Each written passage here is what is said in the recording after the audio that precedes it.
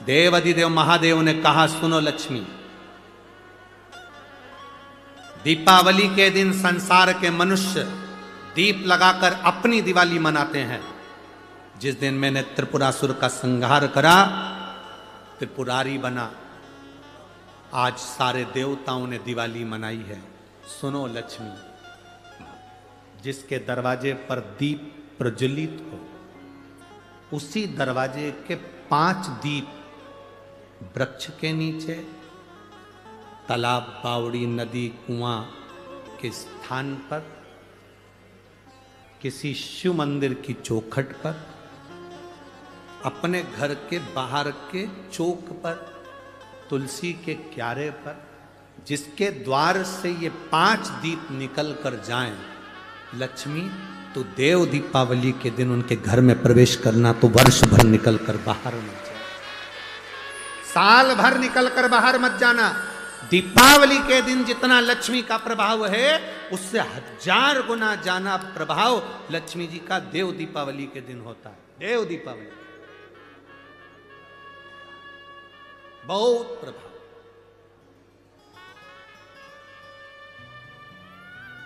जितना आप कर सकते हो देव दीपावली के दिन प्रयास करो।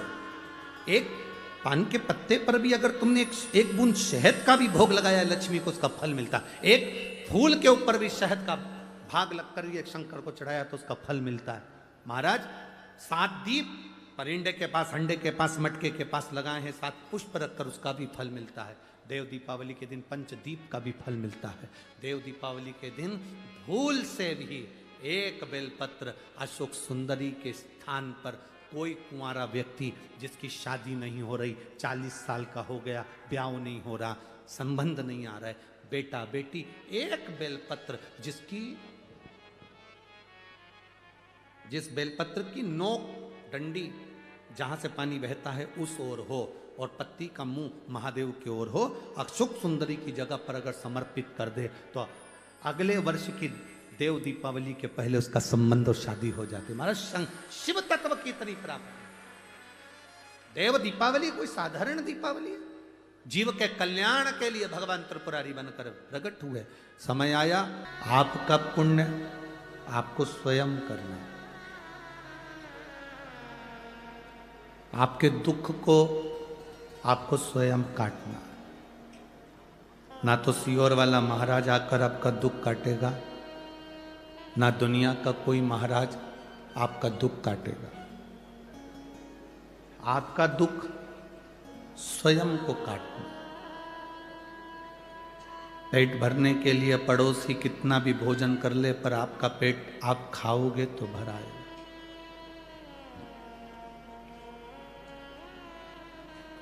सिर दर्द होने पर पड़ोसी गोली खाएगा, उसका फायदा नहीं मिलेगा, गोली आपको खाना पड़ेगा। दुख आने पर सियोर वाला महाराज तुम्हारे पास नहीं होगा, तुम्हें खुद घर से निकलकर शंकर के मंदिर तक जाना पड़ेगा, तब दुख कटेगा।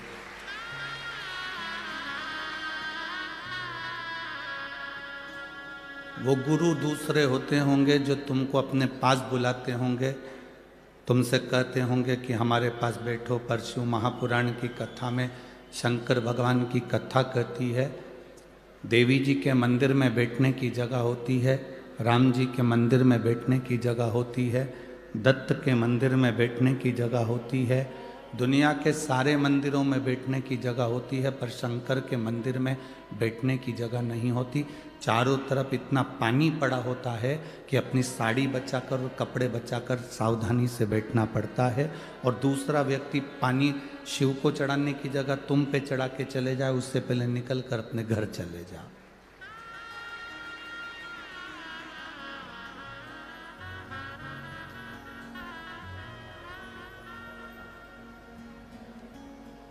त्र्यंबकेश्वर गए थे कल, तो सुबह सुबह जल्दी जल्दी पहुंच गए। माताएं लोटा भर के जल चढ़ाने त्र्यंबक बाबा को जा रही होंगी।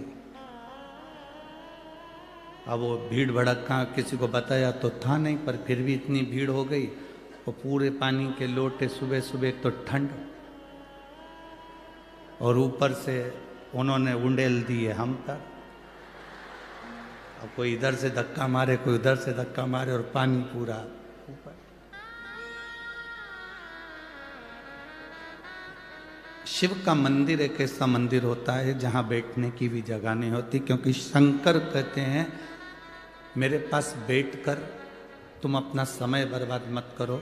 जैसे मैं तब साधना में लगा हूं, भगवान के भजन में लगा हूं, अपने घर जाकर तुम भी भगवान की भक्ति में लग जाओ, भजन में लग जाओ।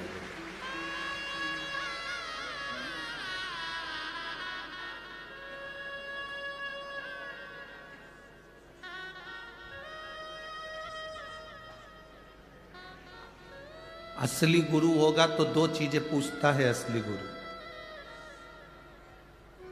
असली गुरु अपनी जिंदगी में दो बातें अपने शिष्य से हमेशा पूछता रहता। कैसे हो?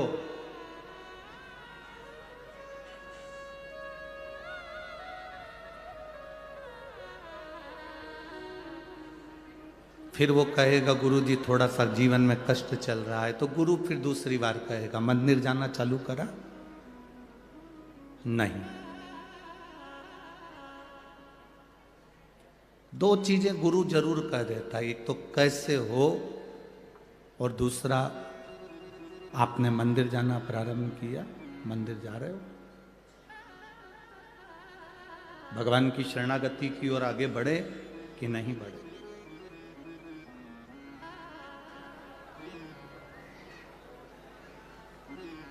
ये मानव शरीर की प्रधानता है।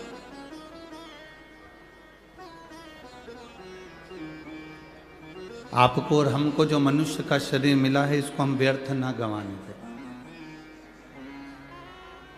कहीं इधर उधर जाकर समय बर्बाद ना किया जाए।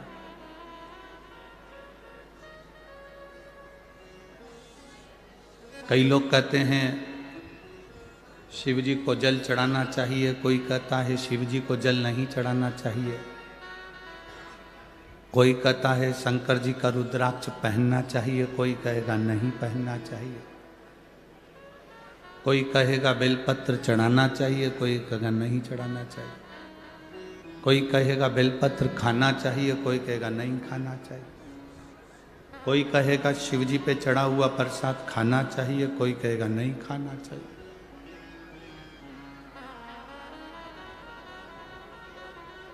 तुम किसकी सुनोगे?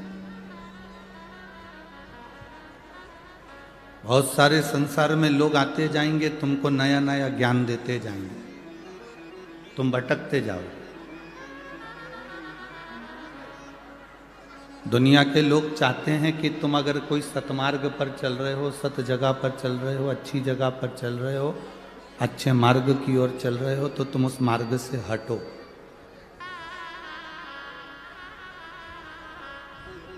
तुम्हारा मार्ग अगर प्रशस्त है, तुम्हारा मार्ग अगर ठीक है, तो उस पे से हटाने का प्रयास करेंगे।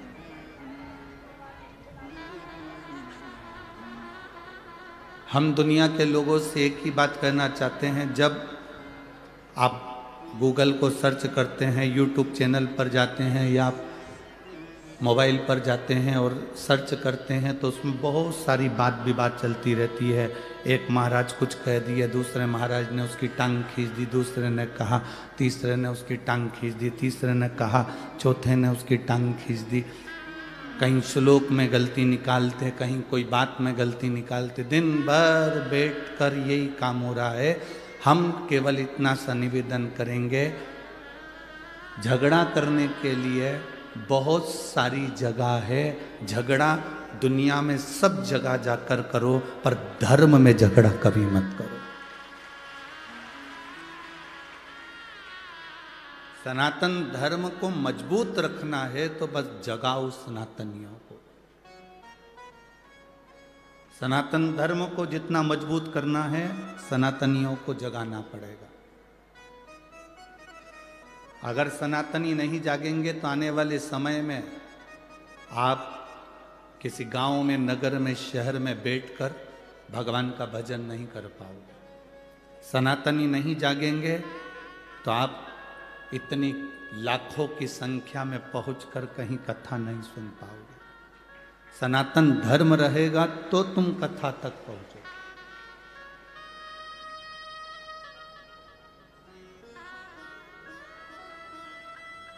एक किसी ने मैसेज करा था, शायद वो मैसेज, वो नाम मेरे को स्मरण में, आशीष के पास में वो मैसेज होगा, उसमें उनके पास में उसमें नाम भी होगा, जिन्होंने मैसेज करा उसका नाम होगा। क्या नाम है बताना जरा। एक भाई ने आशीष को मैसेज किया, तो मैसेज में उसने अपना नाम उसने लिखा, मैं विजय मेनू संधान Sirin meadows Gangapur road Nashik का रहने वाला हूँ। मेरा मोबाइल नंबर है। कहीं बैठ खड़े हैं, आप ही हैं। धन्यवाद, आपने जो मैसेज किया है उसके लिए साधुवाद। इन्होंने पत्र में लिखा है, कॉपी के पेज पे पत्र लिखा, उसमें लिखा, ये नज़ारा जो दादा बाबू भूसेन है, आविष्कार भूसेन है, जो नासिक को दिया है, ये नज़ारा 12 साल में एक बार केवल कुंभ को देखने को मिलता था, वो अब दिखा दिया है। साधुवाद आपको। बैठिए। जो 12 साल में केवल एक कुंभ का नज़ारा नासिक में देखने को मिलता था, और आने वाले सालों में जो देखने को नासिक को मिलेगा, उसके पहले हमको यहाँ देखने को मिल गया। हम दादा बाबू भूसे को, आविष्कार जी को धन्यवाद देते हैं, और सहयोगियों को धन्यवाद देते हैं, जिनका ये सहयोग मिलकर ये कथा का लाभ हमें मिला है।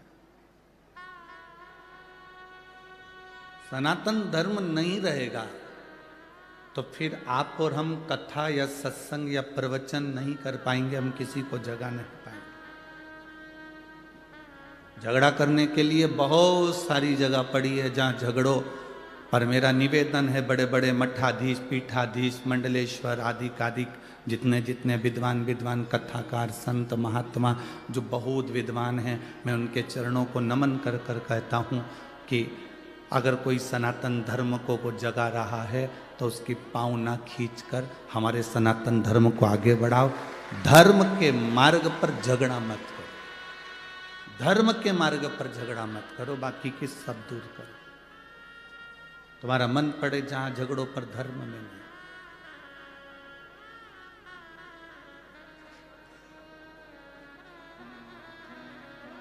शिव कथा कह रही है, अपने समय का सदुपयोग करो।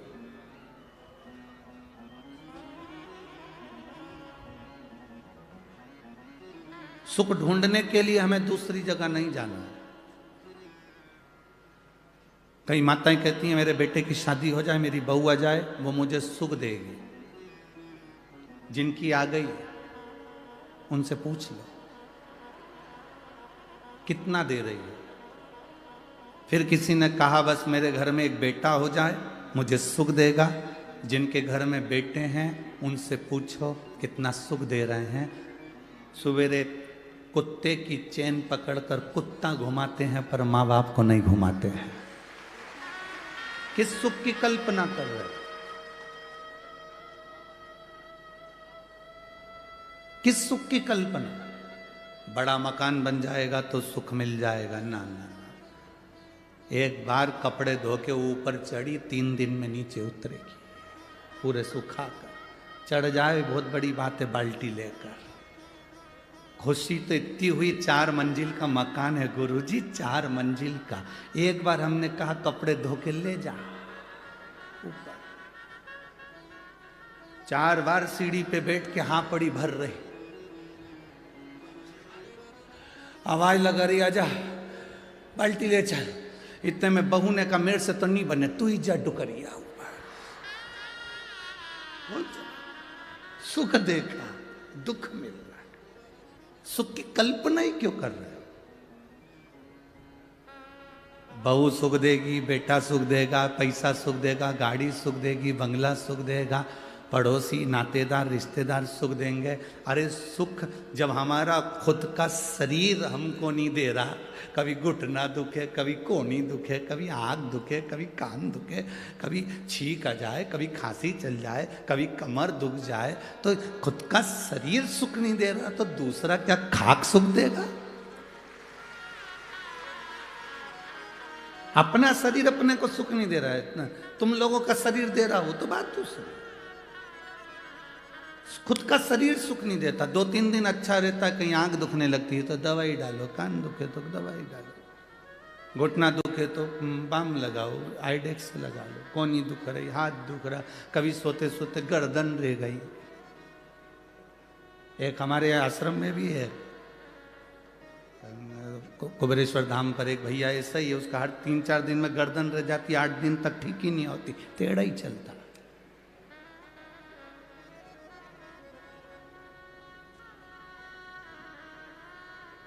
सुख ढूंढो। अब तुम सुख ढूंढने के लिए गए हो, जब सुख अपना शरीर नहीं दे रहा तो दूसरे से क्या आस लगाना रे भाई? हम दूसरे से क्या आस लगाना? हाँ, जिंदगी का सबसे बड़ा सुख अगर कहीं है, 5 दिन 7 दिन जो आप कथा के पंडाल में बैठते हो, अपनी मस्ती में कथा का रसतत्व ग्रहण करते हो, दर्शन करते हो, चले जाते हो, वो सुख है।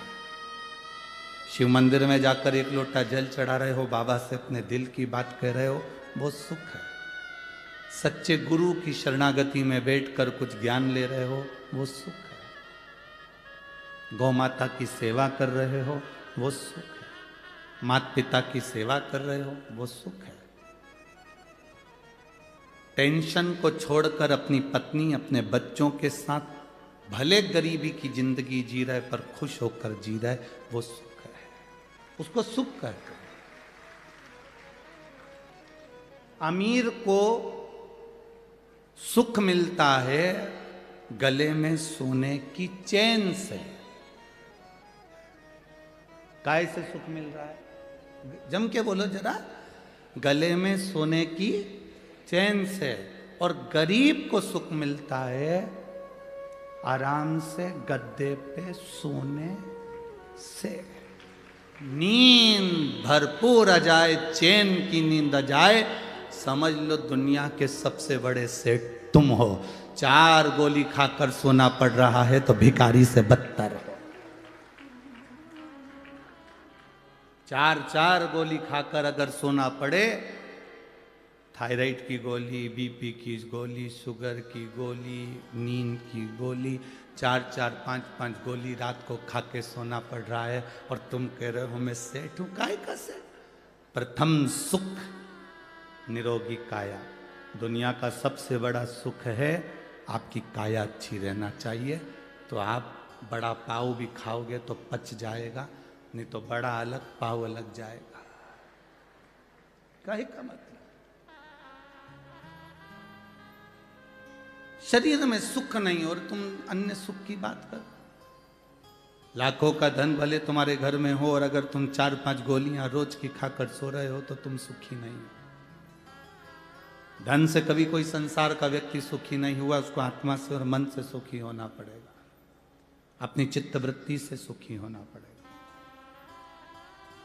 भगवान नारायण बैकुंठ में रहते हैं, लक्ष्मी जी से कहते हैं मुझे जगत की चिंता है। भगवान ब्रह्मा सरस्वती के साथ ब्रह्मलोक में रहते हैं और ब्रह्माणी से कहते हैं मुझे जगत की चिंता है। इंद्रलोक में रहते हैं और कहते हैं मुझे अपने सिंहासन की चिंता है। गरुण वरुण 33 कोटि देवी देवताओं को देखिए, सबको चिंता लगी हुई है।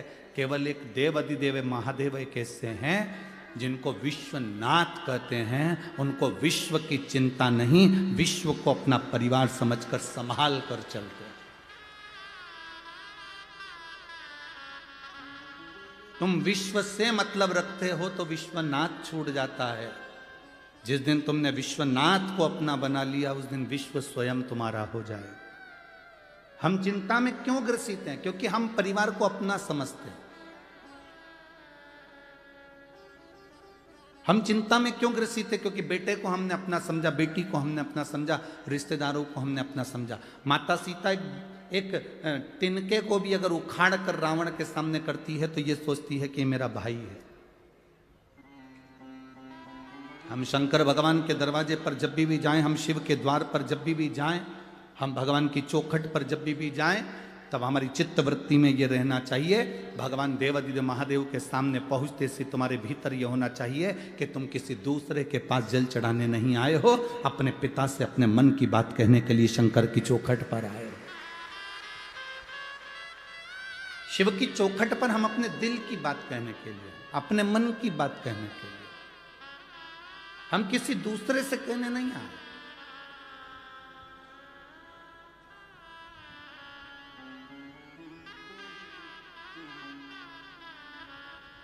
पेंट में कितनी जेब होती है?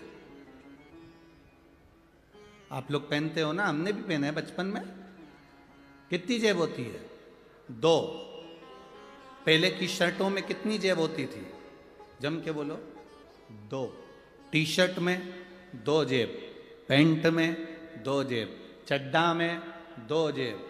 2 जेब पैंट में है, शर्ट में है, टी शर्ट में है। 2 जेब क्यों देते हैं? 2 जेब इसलिए देते हैं कि एक जेब में तुम मोबाइल रख लो, एक जेब में तुम पैसा रख लो, पर दूसरी जेब में रुद्राक्ष या माला या भगवान का नाम रखकर चलना। एक जेब में तुम दुनिया की सामग्री रखो, मना नहीं है। एक जेब में तुम दुनिया की वस्तु रखो, मना नहीं है। पर दूसरी जेब में एक बेलपत्र या तुलसी की माला या रुद्राक्ष की माला या भगवान का नाम दूसरी जेब में, या गीता रामायण अपनी दूसरी जेब में शंकर की अनुमोदन, शंकर की भक्ति को रखकर चल।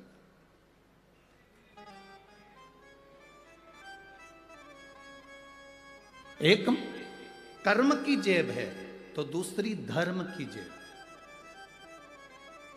दोनों का बैलेंस बराबर बनाकर चलो। कर्म करो, परिवार संभालो, नाते रिश्तों के बीच में रहो, कुटुंब कबीले के बीच में रहो, सबके साथ रहो, पूरे परिवार को संभाल कर चलो, पर उसके साथ में धर्म को भी साथ लेकर चलो। बच्चों में संस्कार देते चलो, भगवान की भक्ति प्रदान करते चलो।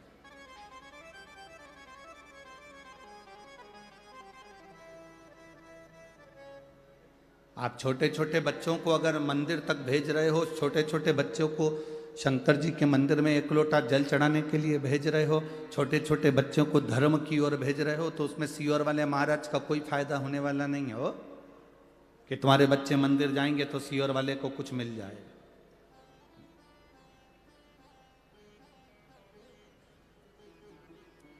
सीओर वाले महाराज ने तो एक बात कही कि अपने पड़ोस के मंदिर में जाओ। बोलो, बोला कि नहीं बोला? बार बार कि अपने पास के मंदिर में जाओ, अपने नजदीक के मंदिर में जाओ। अगर तुम कुछ चढ़ाओगे भी तो वो मंदिर को मिलेगा, उसमें सीओर वाले महाराज का लाभ नहीं। तुम्हारा बच्चा मंदिर तक जा रहा है तो उसमें सीओर वाले महाराज का लाभ नहीं है, सीओर वाले महाराज का फायदा नहीं है। तुम्हारे बच्चे अगर मंदिर तक जा रहे हैं, 1 लोटा जल चढ़ा रहे हैं, तो उसमें तुम अपने बच्चों को संस्कार दे रहे हो और उनको बलवान बना रहे हो कि कभी हम नहीं भी रहे तो तेरा पिता ये देवादिदेव महादेव, तेरी माता या माता पार्वती तेरा साथ देने के लिए है। व्यवस्था करते हो कि नहीं करते हो अपनी अपनी? जब तुम्हारा जाने का समय होता है उससे पहले प्रॉपर्टी देते हो बच्चों को। बोलो, देते हो कि नहीं देते हो? अरे बोलो तो जम के। देते हो ना? सोना बच्चों को देते हो, प्रॉपर्टी बच्चों को देते हो, जमीन बच्चों को देते हो, जायदाद बच्चों को देते हो, जमीन घर बंगला सब बच्चों को देते हो। तो एक चीज बच्चों को और दो, उसको अच्छा संस्कार देने का प्रयास करो, जिससे हमारा धर्म भी बचे और सनातन धर्म की टेक भी।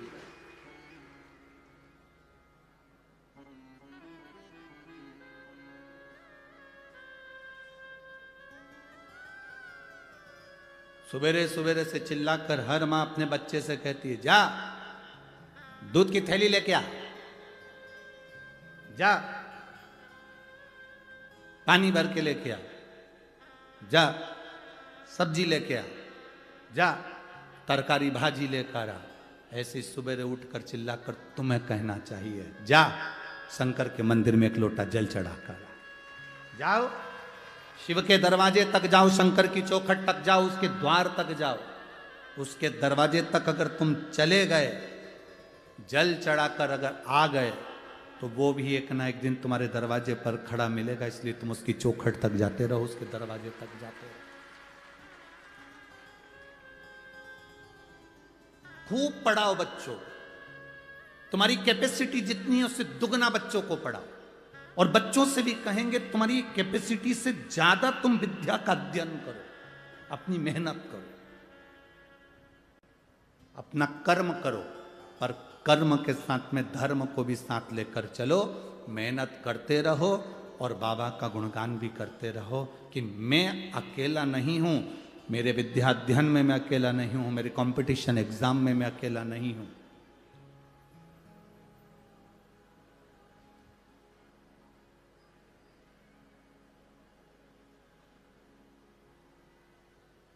अभी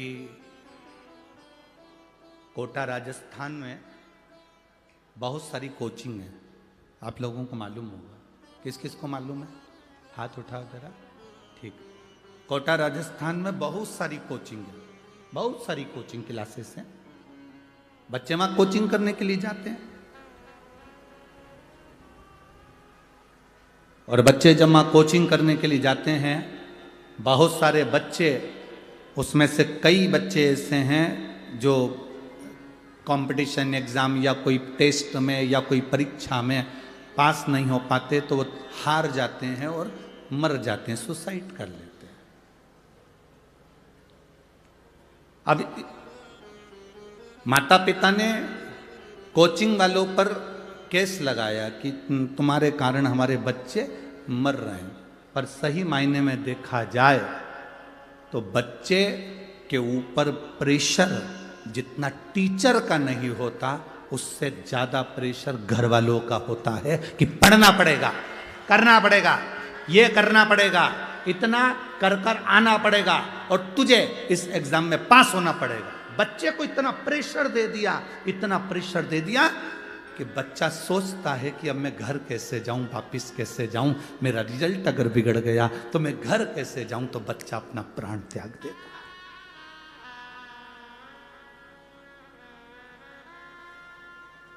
अपने बच्चे को इतना प्रेशर मत दो, इतना प्रेशर,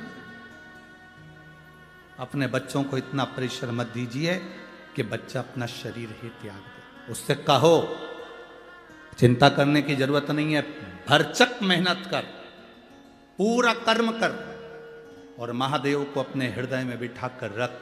एक जेब में जैसे पैसा और मोबाइल रहता है, तो दूसरी जेब में महादेव को लेकर चल। अपने साथ अपने दिल में अगर शिव है तो तुझे डूबने नहीं देगा।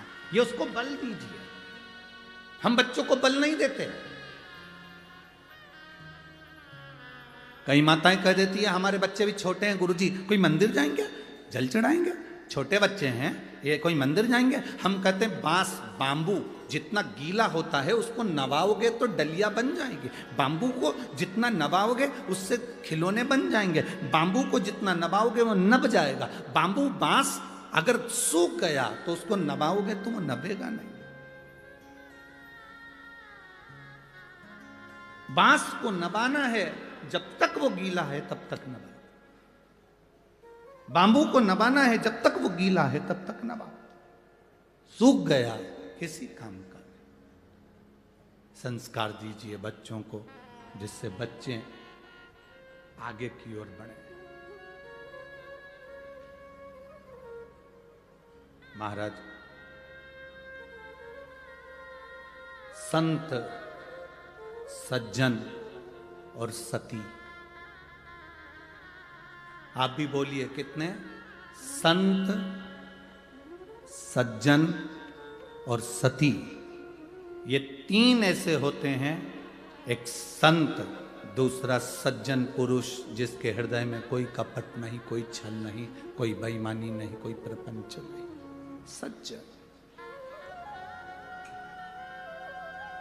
और तीसरे नंबर पर है सती, पतिव्रता धर्म को पालन करने वाली एक स्त्री जो पति को परमेश्वर मानकर चलती।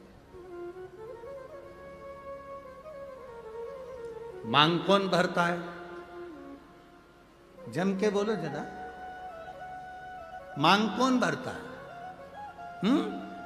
आवाज नहीं आई मेरे को, जम के बोलो जरा। मांग मांग पहली बार जब मांग भराती है, पति भरता है कि पड़ोसन भर देती है? अरे जम के तो बोलो, कौन भरता है? पति भरता है।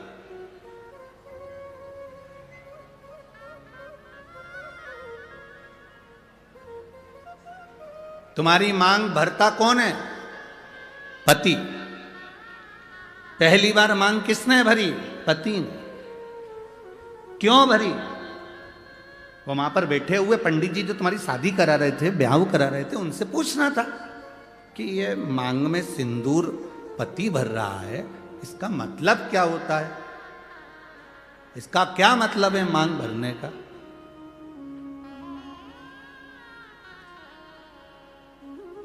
क्या मतलब इसका? तुम्हें उन पंडित जी से पूछना था कि मांग में सिंदूर पति भर रहा है, पहली बार मांग पति भर रहा है, तो मांग भरने का मतलब क्या है? मांग कौन भरता है? पति।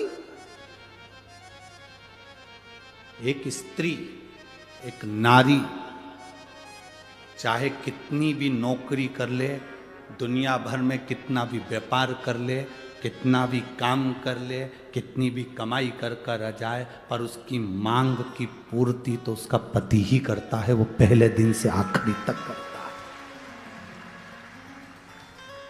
मांग भरना मतलब मांग की पूर्ति करना। तुझे दूसरे के आगे हाथ फैलाने की जरूरत नहीं है, तुझे दूसरी जगह पर जाने की जरूरत नहीं है। मैंने तेरी मांग भरी है।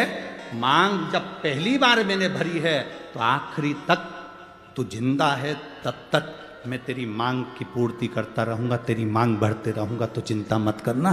थोड़ी दुख, थोड़ी तकलीफ, थोड़ा कष्ट जिंदगी में आ सकता है, थोड़ी गरीबी जीवन में आ सकती है, थोड़ा सुख जीवन में आ सकता है, थोड़ा कष्ट जीवन में आ सकता है। कष्ट आए तो यह मत सोचना कि मांग कोई और भर देगा। ना, मांग मैंने भरी है, मैं तेरा पति हूँ। जिंदगी में कैसा भी दुख आएगा, मांग मैं ही भरूंगा, तुझे साथ लेकर चलूंगा और फिर अपन पार उतर जाएंगे। अपने को टेंशन नहीं लेना। मांग भरने वाला पति है, मांग पूरी करने वाला पति है। आप कितना भी व्यर्थ विचार करते में पड़ जाओ।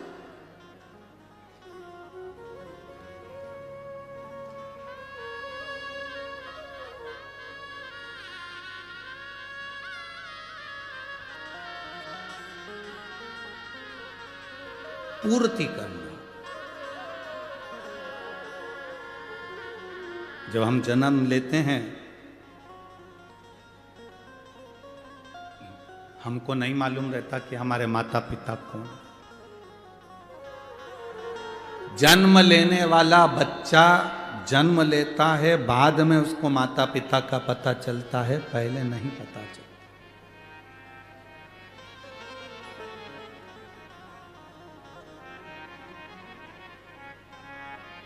जन्म के समय पर तुम्हारे घर में गुलाब जामुन रखी है, पर जन्म लिया बच्चा गुलाब जामुन नहीं खाता। नासिक के बच्चे खाते हो तो बात दूसरी, वो बात दूसरी।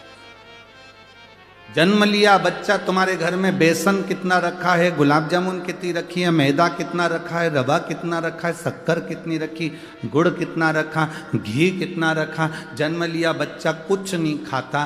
केवल जन्म लिया बच्चे के लिए जन्म के बाद सबसे जरूरी अगर कुछ होता है तो वो माँ का दूध होता है, माता का दूध। तुम्हारे यहाँ जन्म लिए बच्चे लड्डू पेड़ा खाएं तो बात दूसरी।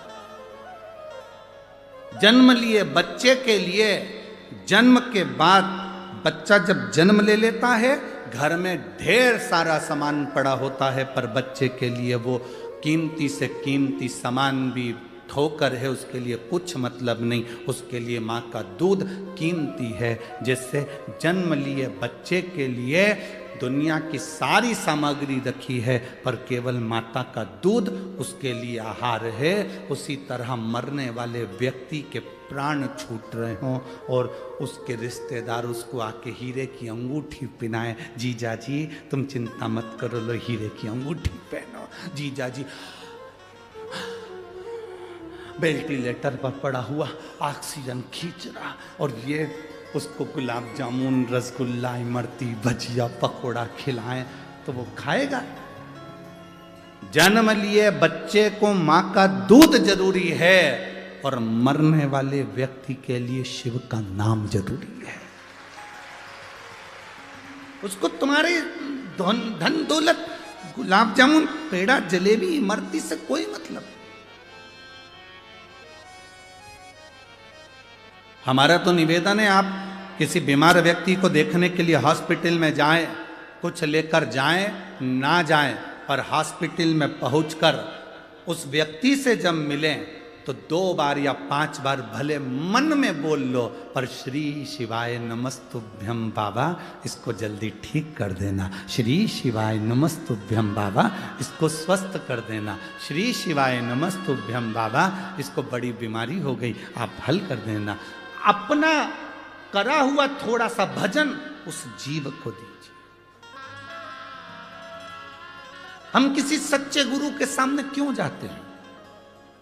हम किसी संत के सामने क्यों जाते हैं? हम किसी भक्त के सामने क्यों जाते हैं? क्योंकि उसकी दृष्टि हम पर पड़ जाए। केवल मात्र दृष्टि पड़ गई तो हमारा कल्याण हो जाए। अरे बाबा तेरे चरणों के होना हमें दास है, तेरी चरण रज से बुझानी हमें प्यास है। हम क्यों जाते हैं? उसके दर्शन हो जाए, नेत्र मिल जाए, उसकी कृपा हो जाए। मात्र दृष्टि पड़ी, सुख हो गया। मात्र दृष्टि।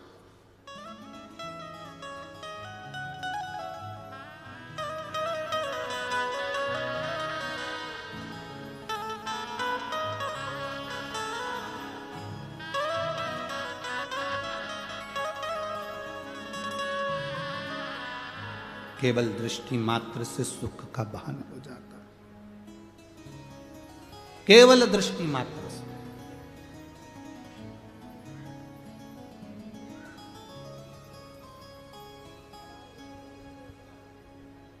झूठे नाते झूठे हैं रिश्ते, संग यहाँ से बाबा कोई न जाए।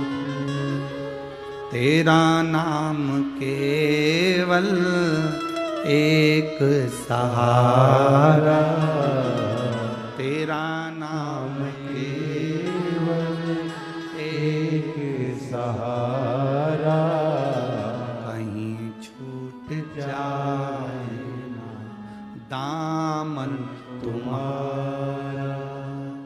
भोले बाबा मुझे देना सहारा, कहीं छूट जाए ना दामन तुम्हारा।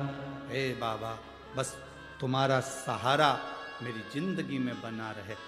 जन्म के समय पर ढेरों सामान घर में होगा, पर माता का दूध जरूरी है।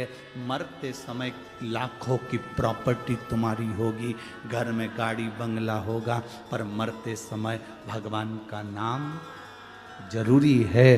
बस यही हमारी जिंदगी है। बस ये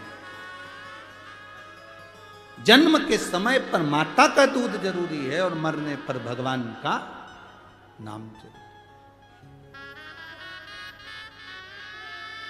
करोड़ों की कीमत वाला ये शरीर परमात्मा ने दिया है आपको और हमको। सुंदरता पर मत जाना किसी की। सारे राक्षस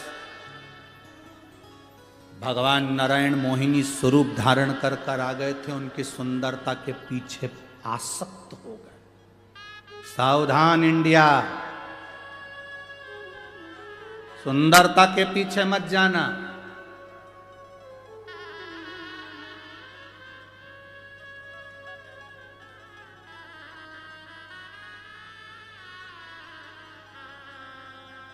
बिल्कुल सुंदरता के पीछे मत जाओ। मोहिनी स्वरूप धारण कर कर भगवान आए और असुरों ने भगवान की सुंदरता देख ली। कितनी सुंदर नारी, कितनी सुंदर स्त्री, फंस गए सुंदरता के चक्कर।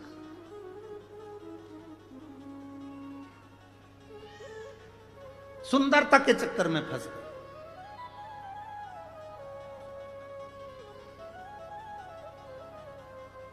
और ऐसी सुंदरता के चक्कर में फंसे कि वो अमृत का जो कलश था वो भूल गए और मोहिनी के चक्कर में पड़ गए। मोहिनी ने कहा कि मैं अमृत बांटूंगी, तुम इधर बैठ जा, तुम इधर बैठ जा।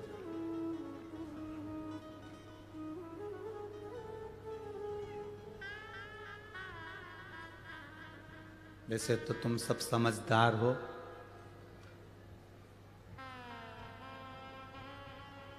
सुंदरता मतलब दिखावा,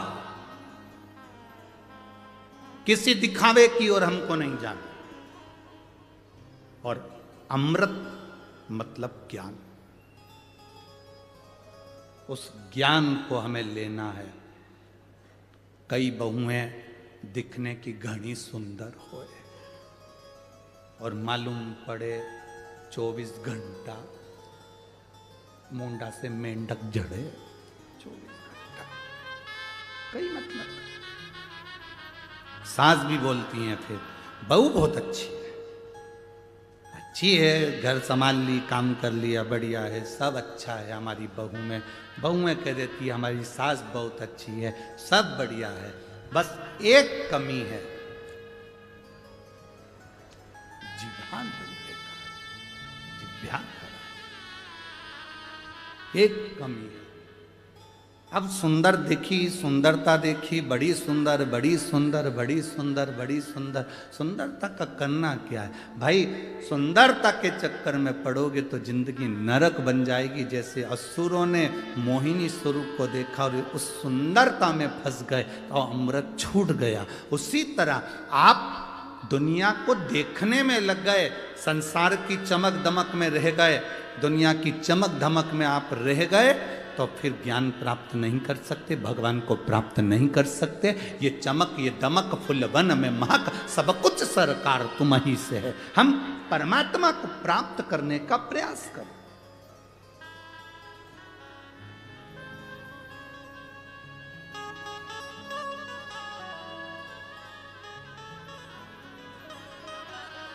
हम उस ईश्वर को प्राप्त करने का प्रयास करें। तारकासुर असुर था, राक्षस था। तारकासुर का अंत षडानंद कार्तिकेय के द्वारा होना था। असुर है, राक्षस है, वर मांगा था उसने, अगर मरूंगा पहले तो मुझे अमर कर दो। तो ब्रह्मा जी ने कहा अमर तो नहीं हो सकते, तो फिर वर दीजिए। क्या वर? मरूं तो शंकर भगवान के पुत्र के द्वारा मरूं। अच्छा, एक एक राक्षस को देख लो तुम, इनकी डिमांड बड़ी सुंदर थी। जितने जितने राक्षस थे इनकी डिमांड बड़ी सुंदर थी। अपन यहीं से उठाओ ना, पंचवटी से। रावण की बहन आई थी, आते से राम जी से कह रही थी तुम सम पुरुष न मो सम नारी। तुम्हारे जैसा पुरुष नहीं हो सकता, मेरे जैसी नारी नहीं हो सकती। लक्ष्मण जी मुंडी घुमा के देखे, ऐसी कौन सी हीरोइन आई है, ऐसी कौन है? तुम सम पुरुष नमो सम नारी। लक्ष्मण जी ने देखा,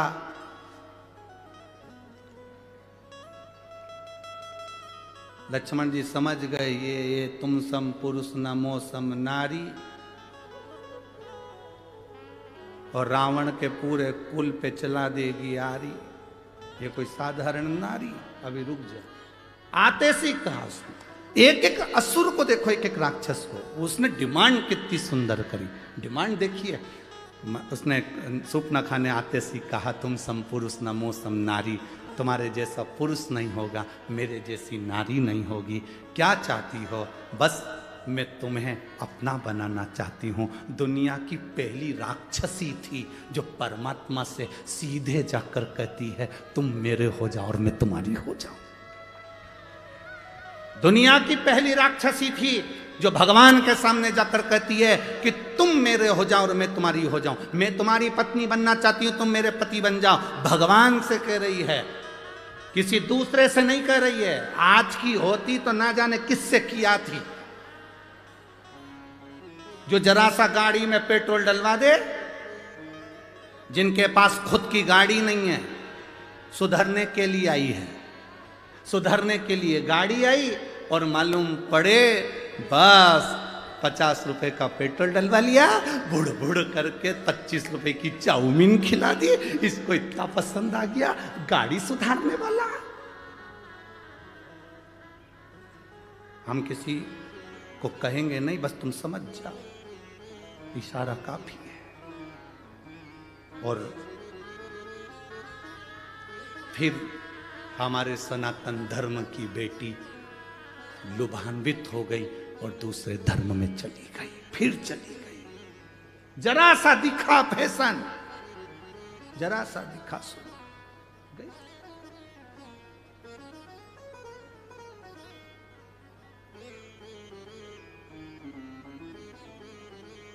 फिर चली।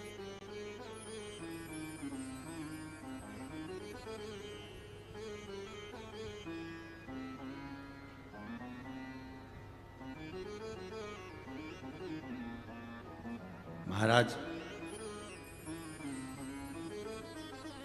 आज इस व्यासपीठ से एक बात जरूर महाराष्ट्र के लिए कहना चाहूंगा, महाराष्ट्र की धरा के लिए कहना चाहूंगा कि इस धरा पर कुछ समय बाला साहब ठाकरे को और रहना था तो ये महाराष्ट्र प्रथम आनंद में पहुंच जाए। यहां आज अगर संत साधु सन्यासी तपस्वी साधक इस महाराष्ट्र की पवित्र भूमि पर सबसे ज्यादा संत हैं, इस महाराष्ट्र की भूमि पर सबसे ज्यादा संत जन्मे हैं, इस महाराष्ट्र की भूमि पर सबसे ज्यादा संत साधु सन्यासी तपस्वी साधक उपासकों ने तप किया है, इस महाराष्ट्र की भूमि पर सबसे ज्यादा संत साधु सन्यासियों ने भगवत भजन किया है, इस महाराष्ट्र की भूमि पर सबसे ज्यादा संत साधु सन्यासी तपस्वी साधक उपासकों ने अपनी उपासना करी है, इस महाराष्ट्र की भूमि पर सबसे ज्यादा संतों ने अपना कीर्तन, अपना भगवत भजन, अपना स्मरण इस महाराष्ट्र की धरा पर, इस पवित्र भूमि पर किया है। सबसे ज्यादा इस महाराष्ट्र की पवित्र भूमि पर संतों ने जो जो गुणगान किया, इस गुणगान को और बढ़ा देते हैं। अगर वो अब होते तो और बढ़ा देते। संत साधु सन्यासी तपस्वी साधक का एक आनंद, रस तत्व की प्राप्ति, जीवन का एक सुख, भगवत भजन का एक सुख, हमारे जीवन का एक आनंद देगा। क्यों भटक रहे हैं? हम सुंदरता की ओर आकर्षित ना हो, हम किसी की बॉडी शॉडी को देखकर आकर्षित ना हो। भगवान से प्रार्थना करना, भगवान मेरा विवाह, मेरी बेटियों से निवेदन है, तुम भगवान से प्रार्थना करना मेरा विवाह जहां हो मेरे माता पिता की मर्जी से हो और संस्कार घर में मेरा विवाह हो, संस्कार सनातन धर्म में मेरा विवाह हो।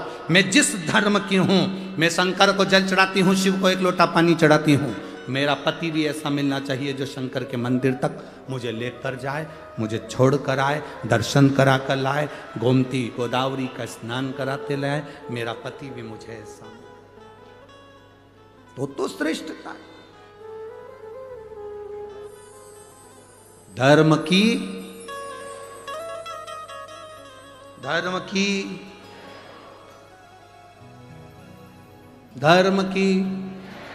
अधर्म का, प्राणियों में, विश्व का, ठीक है।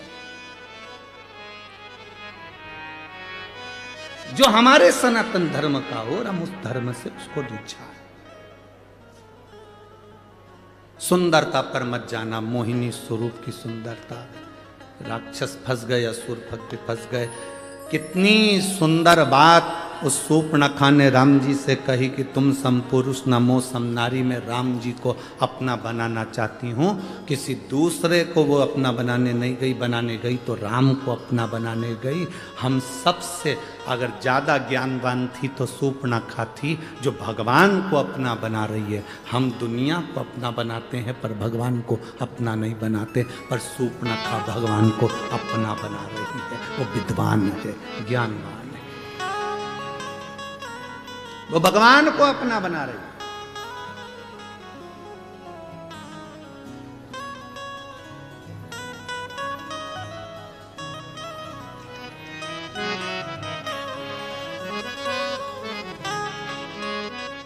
उसके बराबर कौन है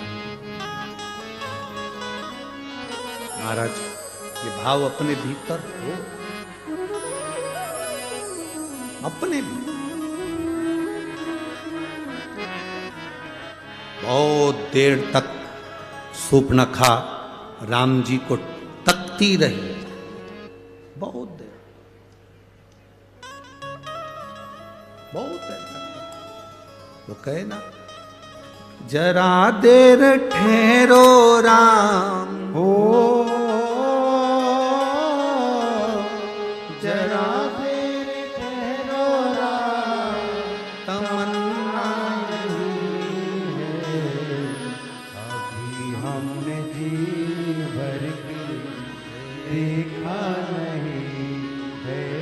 शूर्पणखा राम जी को देख रही, राम जी शूर्पणखा की ओर निगाह कर कर देखे।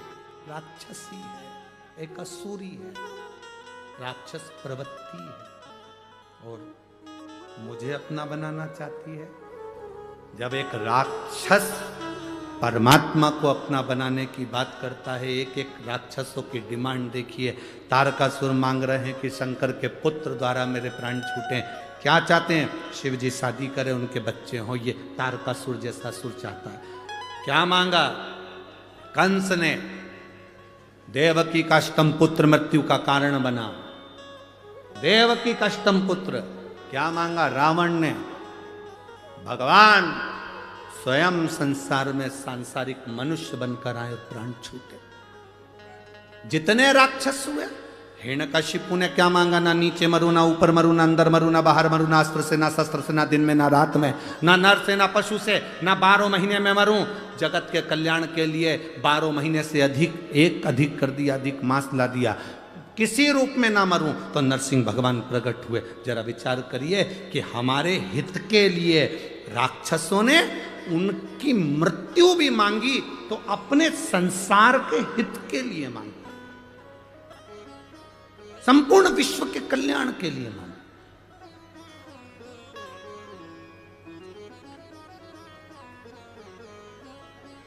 और हम क्या मांगते हैं? हम भगवान कृपा करना, घर देना, बंगला देना, जमीन देना, जायदाद देना।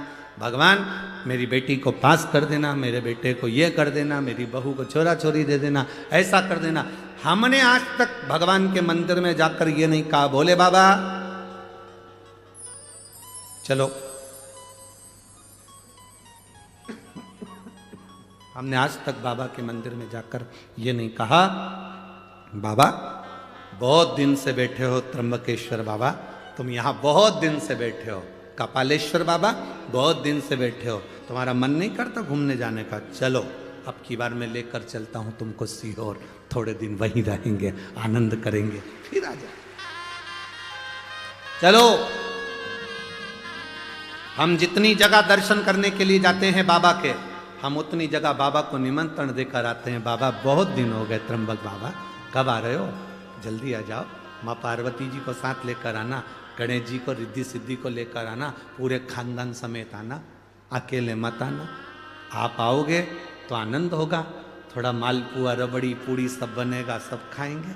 और जब तक बाबा नहीं आता तो कौन सी पूड़ी मालपुआ बनता है? वो आता है तो बनता है। वो कृपा करता है तो घर में पकवान बनता है, वो कृपा करता है तो आतिशबाजी होती है, वो कृपा करता है तो जमीन जायदाद ली जाती है, वो कृपा करता है तो घर में बहू बेटे आते हैं, वो कृपा करता है तो बेटी दामाद आते हैं, वो कृपा करता है तो पोता पोती नाती पंती होते हैं, वो करुणा करता, वो आता है तो खुशी आती है।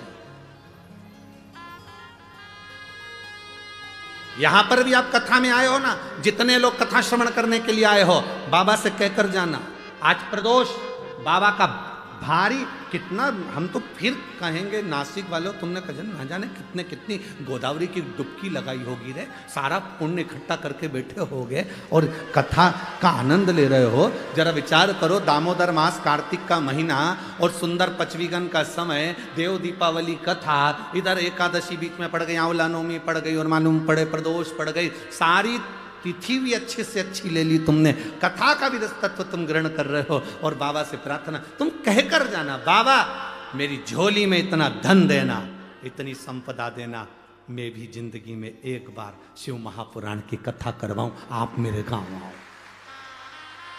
आप मेरे नगर आओ, आप मेरे गांव आओ, आप मेरे खेड़े में आओ। बाबा आना पड़ेगा कुबेरेश्वर महादेव, आना पड़ेगा कुबेर भंडारी, तेरे को आना पड़ेगा, तू मुझे खजाना लुटाने के लिए वहां पहुंचेगा।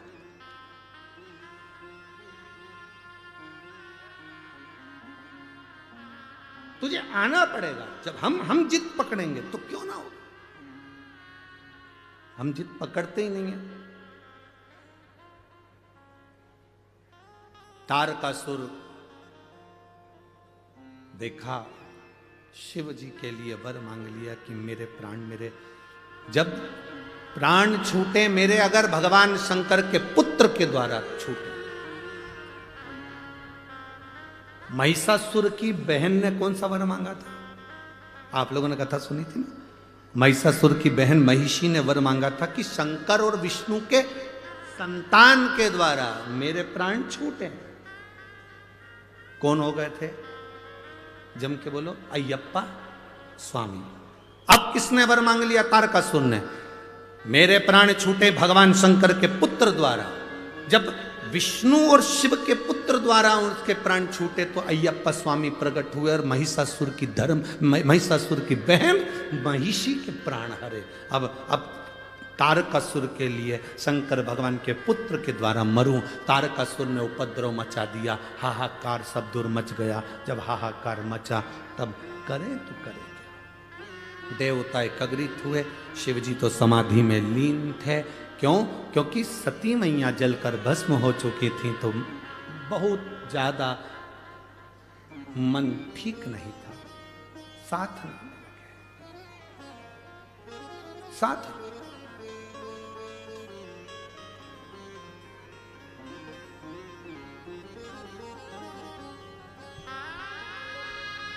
एक व्यक्ति ने प्रश्न किया, गुरुजी हम आपसे एक बात पूछना चाहते हैं, शंकर भगवान देवता है ना? हाँ। देवादिदेव महादेव है ना? हाँ। तो अपनी धर्म पत्नी सती के लिए इतने क्यों रोए?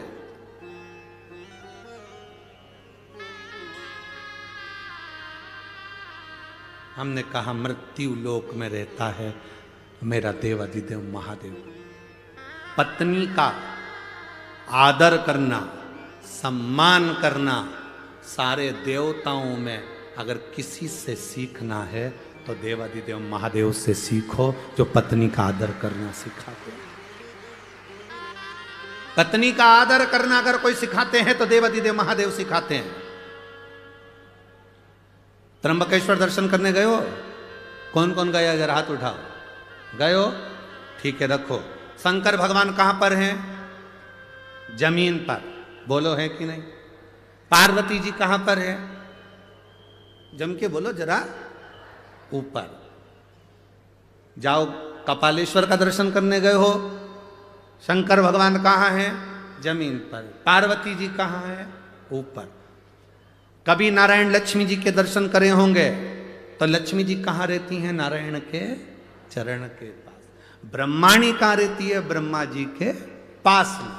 पर केवल देवादिदेव महादेव एक ऐसे हैं जो अपनी धर्म पत्नी को भी ऊंचे स्थान पर रखते हैं कि तू ऊंची रह।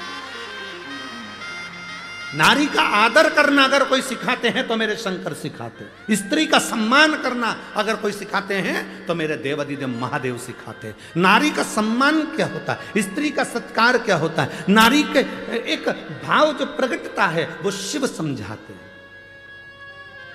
वो शंकर का।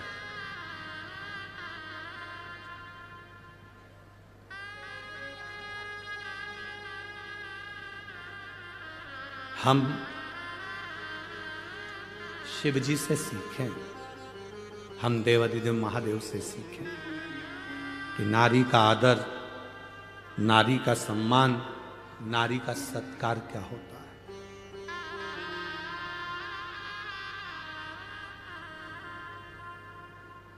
पत्नी मर गई, धर्म पत्नी चली गई, माता सती चली गई, शिव जी समाधि में लीन हो गए, तब साधना में लीन। आज के जमाने में पत्नी मर जाए तो पति दिमाग लगाना चालू कर देता, दूसरी किससे करूं।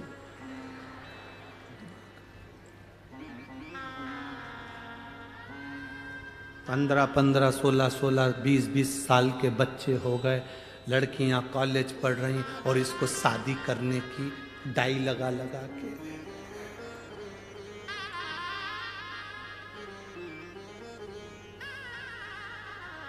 सब काला कर कुरा के और शादी की तैयारी कर रहा है। कितनी भी डेंटिंग पेंटिंग कर लो, उससे कोई फर्क पड़ रहा है। वो विचार कर रहा है कि मेरे को शादी करना। बेटी कॉलेज पढ़ रही है, बेटा कॉलेज पढ़ रहा है, उसको शादी। पत्नी चली गई, भगवान शंकर विवाह करने के लिए आतुर नहीं, भगवान शंकर तप साधना में डूब गए। यह हमारा शास्त्र कहता है। धर्म पत्नी के लिए शिव कितना आदर रखते होंगे सती के लिए कि नेत्र बंद करके बैठ गए। हजारों वर्ष निकल गए, शिव की समाधि नहीं टूटी। हजारों वर्ष उठना ही नहीं चाहते, क्या करेंगे। और ये रोज पत्नी चले जाए तो मोबाइल पर ब्याहशादी.com निकाले। हाँ ये ठीक है, 68 साल की तो मैं भी तो 76 का। ठीक,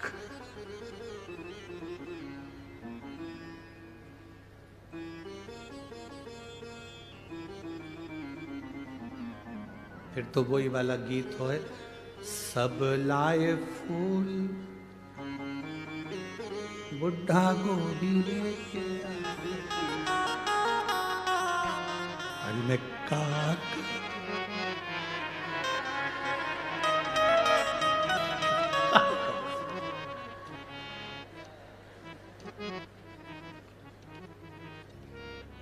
कहा। अरे भाई शिव कृपा शंकर की उदारता कहती है, मेरे शिव जैसा माता का, स्त्री का, महिला का आदर करने वाला कोई दूसरा नहीं। शिव जो आदर करते हैं स्त्री का, वैसा आदर कोई नहीं कर सकता। इसलिए शंकर भगवान स्त्री का आदर करते हैं, इसलिए केवल एक शिव जी की आरती ऐसी होती है जिसमें सारे देवताओं का गुणगान आ जाता है। ब्रह्मा विष्णु सदा शिव जानत अविवेका, स्वामी जानत अविवेका, प्रणवाक्षर के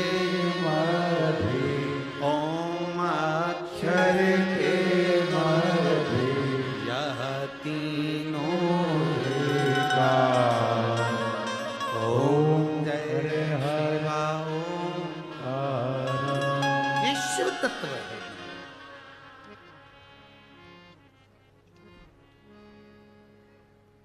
सब एक उसी में समाहित हो गए, जो आदर करने वाला, सम्मान करने वाला, सत्कार करने वाला, उसी में सब समाहित हो गए। शिव जी के नेत्र नहीं खुले, भेजा कामदेव को, भगवान शंकर का नेत्र खुल गया।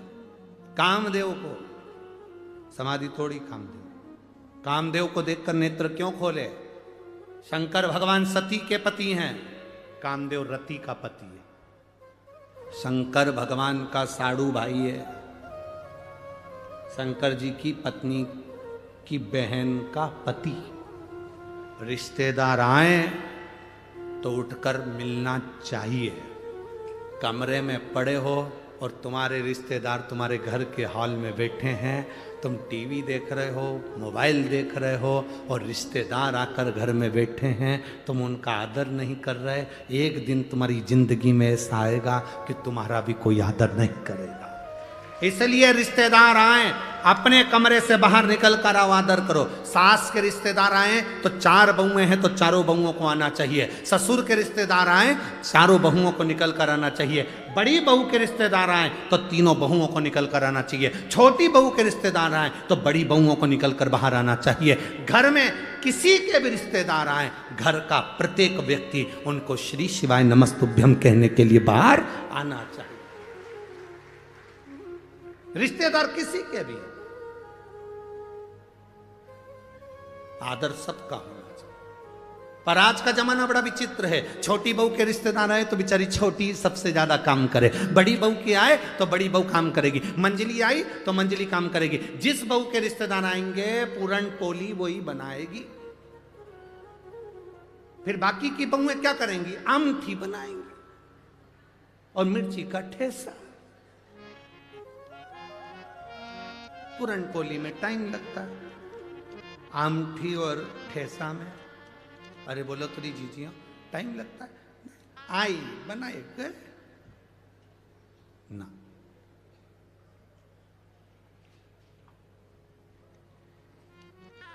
घर में कोई आए, भगवान शंकर के रिश्तेदार आ गए, कामदेव को भेजा समाधि तोड़ने के लिए। शिव जी नेत्र खोल लिए, क्योंकि मेरे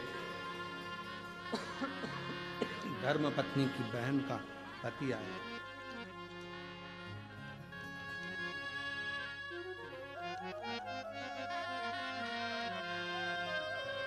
मेरी धर्म पत्नी की बहन का पति आया।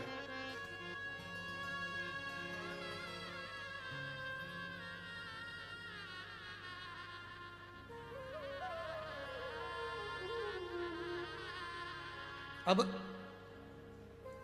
शिव जी मेरे ओघड़दानी, त्रिकालदर्शी, कैलाशी, अविनाशी सामने खड़े। कामदेव जलकर भस्म हो गया, रति रोने लगी, मेरा पति। शिव जी कहते हैं चिंता मत करो, तुम्हारा पति अनंग वैश्यधारी मिलेगा। भगवान के पौत्र के रूप में तुम्हारा पति प्राप्त हो। क्यों चिंता कर? पुत्र के रूप। इन्होंने तो नेत्र खोले, पर दुनिया के लोगों को थोड़ा सा शंकर भगवान के प्रति भाव उत्पन्न हो गया। नारद जी ने जाकर भगवान विष्णु से कह दिया कि मैंने कामदेव पर विजय प्राप्त कर ली, पर शंकर भगवान कामदेव पर विजय प्राप्त नहीं करे। मैंने विजय प्राप्त करी पर शंकर भगवान कामदेव पर विजय प्राप्त नहीं करे।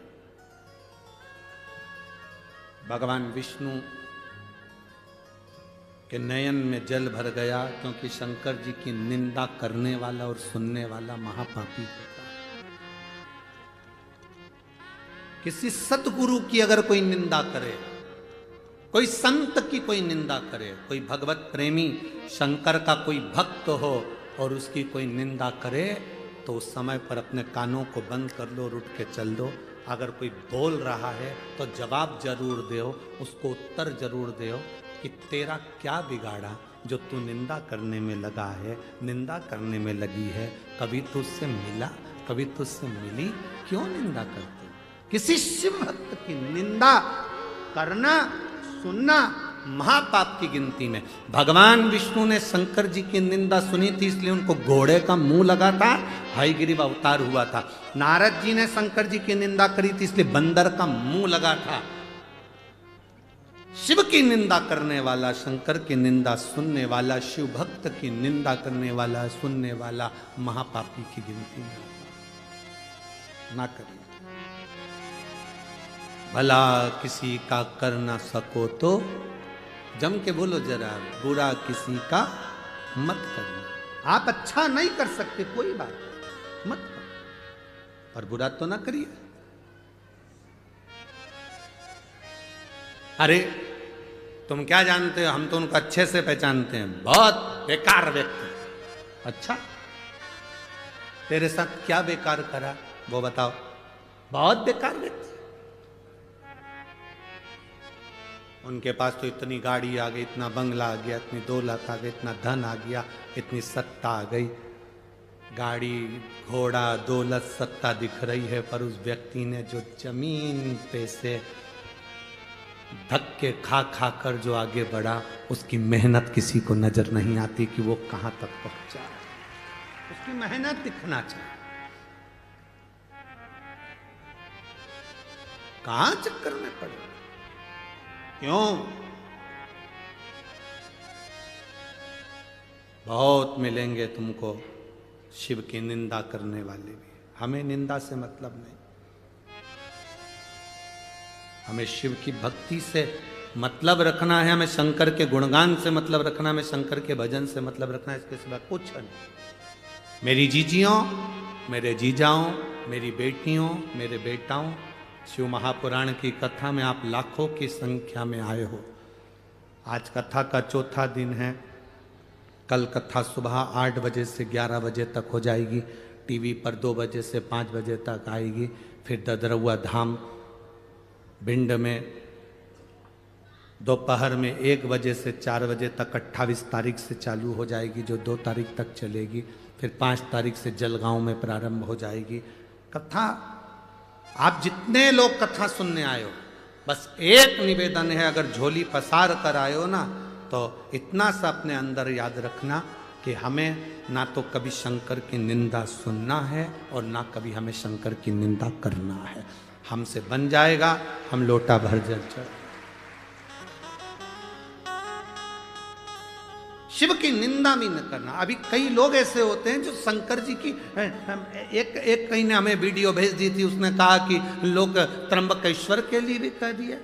उसकी भी गणना कि हम नहीं जानते त्र्यंबकेश्वर क्या, हम नहीं जानते शिवलिंग क्या। हम कहते हैं, जो कहते हैं त्र्यंबक को नहीं जानते, शिवलिंग को नहीं जानते, हम तो ये कहते हैं वो अपने बाप की और माँ की औलाद ही नहीं है जो त्र्यंबक और शिवलिंग को नहीं पहचानते। त्र्यंबक को नहीं जानता। अरे भारत की भूमि पर ये 12 ज्योतिर्लिंग जगत गुरु शंकराचार्य जी द्वारा निर्मित 4 पीठ, जहां पर जगत गुरु शंकराचार्य जी के प्रतिबिंब स्वरूप आज भी जगत गुरु शंकराचार्य विराजमान है। ये 4 पीठ साधारण है, इसको पहचानो। शिव निंदा से दूर रहिए, शंकर की निंदा से दूर। कहा तारकासुर का अंत हो, तब स्वयं भगवान शंकर का विवाह जगत जननी मां पार्वती से कराया गया और पुत्र की प्राप्ति हुई, जिसका नाम षडानंद कार्तिकेय था। कार्तिकेय जी ने तारकासुर का तो संहार कर दिया, उसके हृदय में बाण न लगे, क्योंकि शिव उसके हृदय में है। पापी से पापी जीव, बेकार से बेकार व्यक्ति भी अगर शंकर की भक्ति करता है, शिव की भक्ति करता है, खाली नहीं जाता। आज इस व्यासपीठ से एक बात कहना चाहेंगे, कोई देर से बनता है, कोई जल्दी से बनता है, महादेव को जल चढ़ाने वाला एक दिन सेठ जरूर बनता है।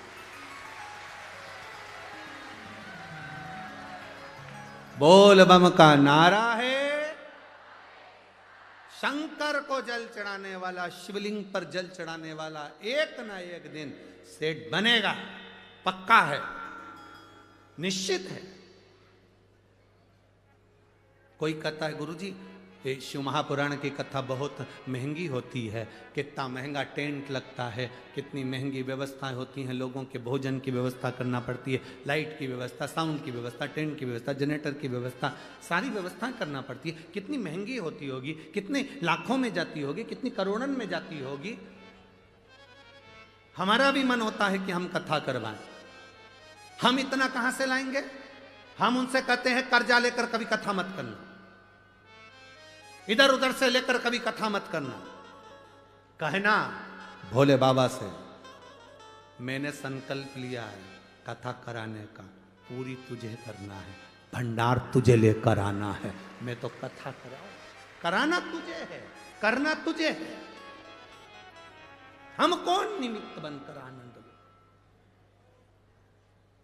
अरे मैंने तेरे ही भरोसे बाबा, तेरे ही भरोसे हवा बिच उड़ती जवानी बाबा, डोर हटो छटीला में कटी जवानी।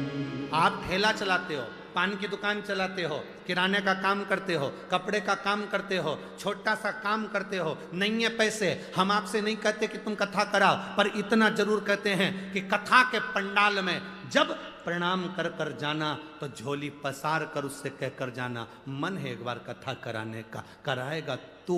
अब मैं तो साधारण हूं, पहले भंडार भरेगा और कथा भी तू कराएगा। थोड़ा देर से बनता है, कोई जल्दी बनता है, कोई लेट बनता है। शंकर को जल चढ़ाने वाला एक दिन सेठ जरूर बनता है। वो देता जरूर है, वो खाली नहीं छोड़ता, भरेगा।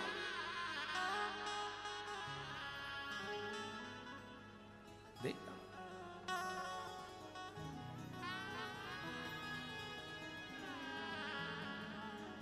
वो साधारण नहीं, सहज नहीं है।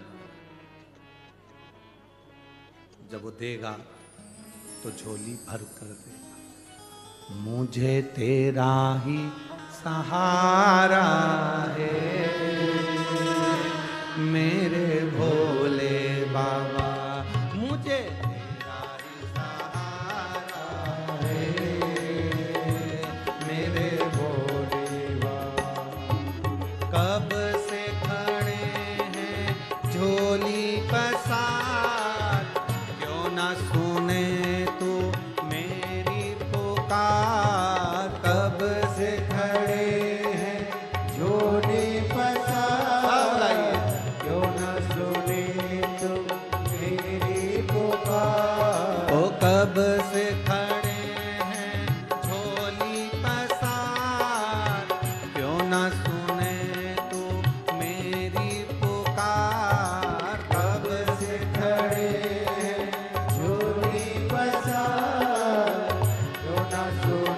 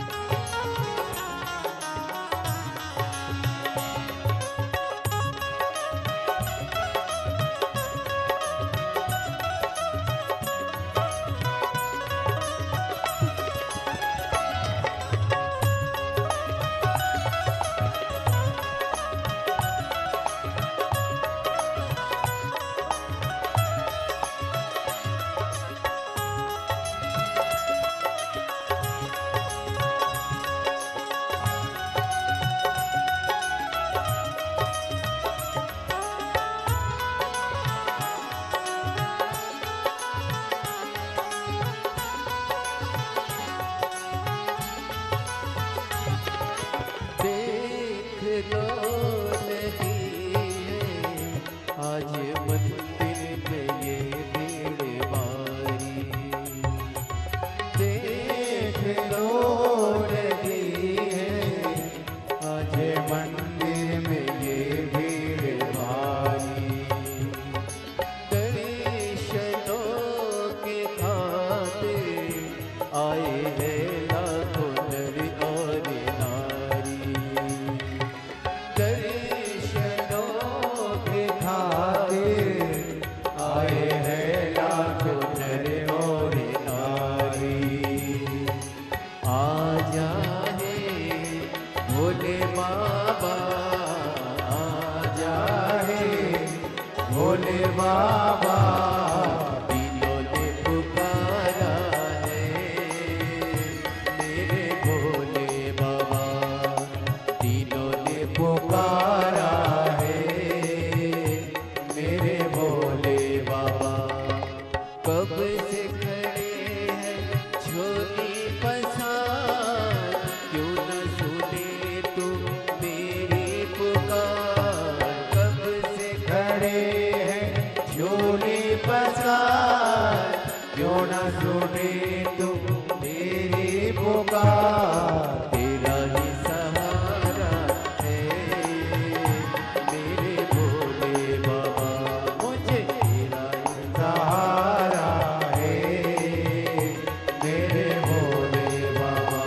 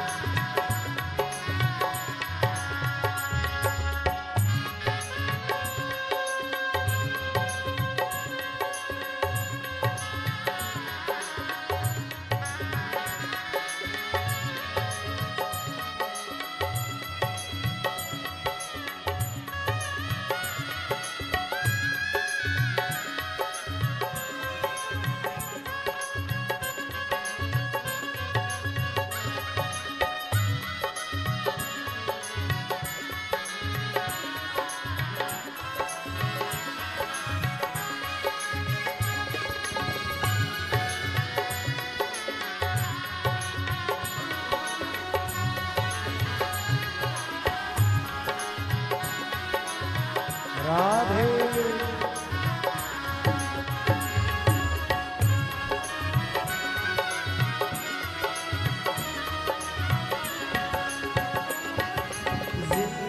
जिंदगी से हारे गम ज़माने का हम लेके आए।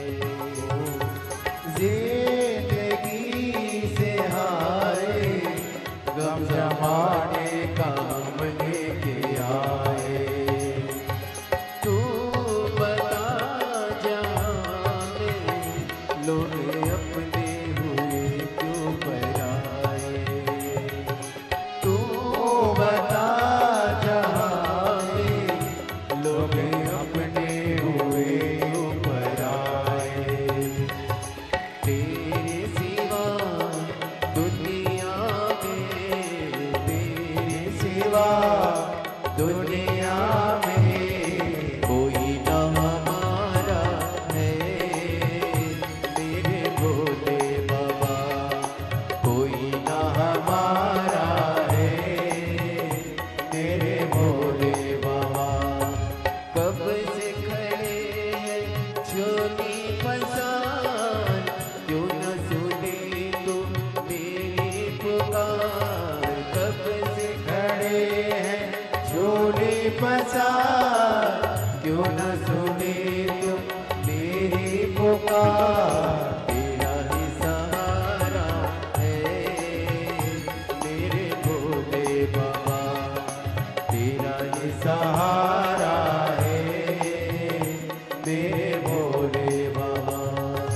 कब से खड़े हैं झोली पसार, क्यों ना सुने तू मेरी पुकार। कब से खड़े हैं झोली पसार, क्यों न सुने तू मेरी पुकार। ओ कब से खड़े हैं झोली पसार, क्यों ना सुने तू मेरी पुकार। कब से खड़े हैं झोली पसार, क्यों न सुने तू मेरी पुकार। मुझे तेरा ही सहारा है मेरे भोले बाबा, मुझे तेरा ही सहारा है मेरे भोले बाबा।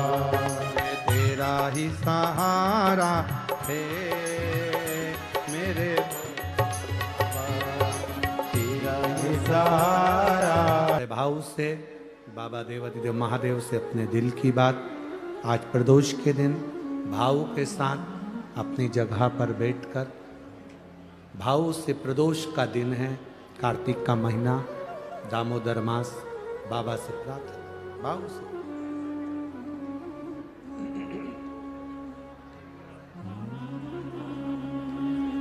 श्री शिवाय नमस्तु,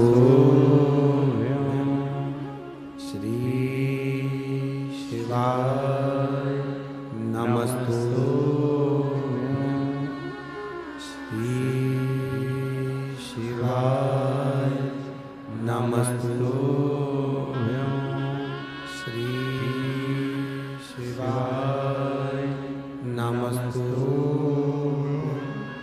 श्री शिवाय नमस्तु।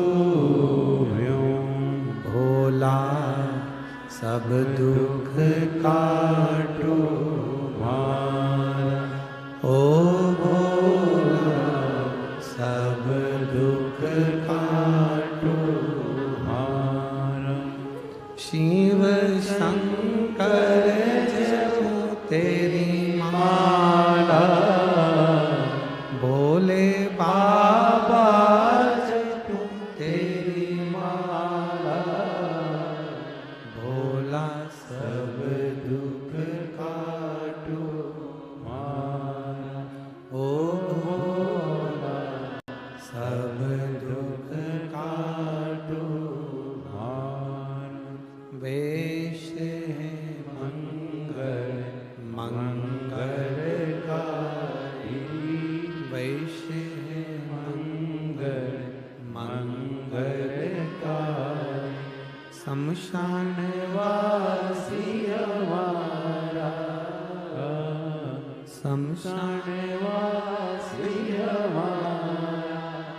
ओ भोला सब दुख काटो मारा, ओ भोला सब दुख काटो मारा। शिव कथा कहती है, भगवान शंकर का संवाद कर रहा।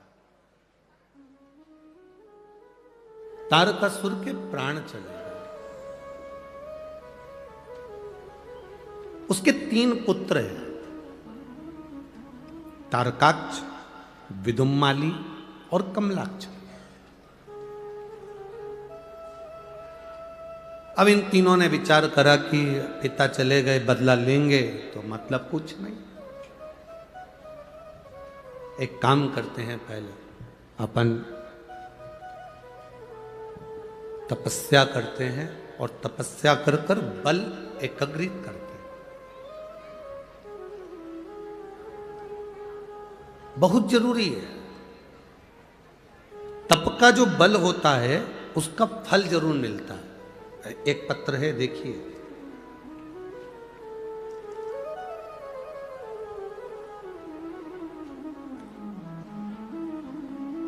मेरा नाम सो माधुरी नरेंद्र मोरे है।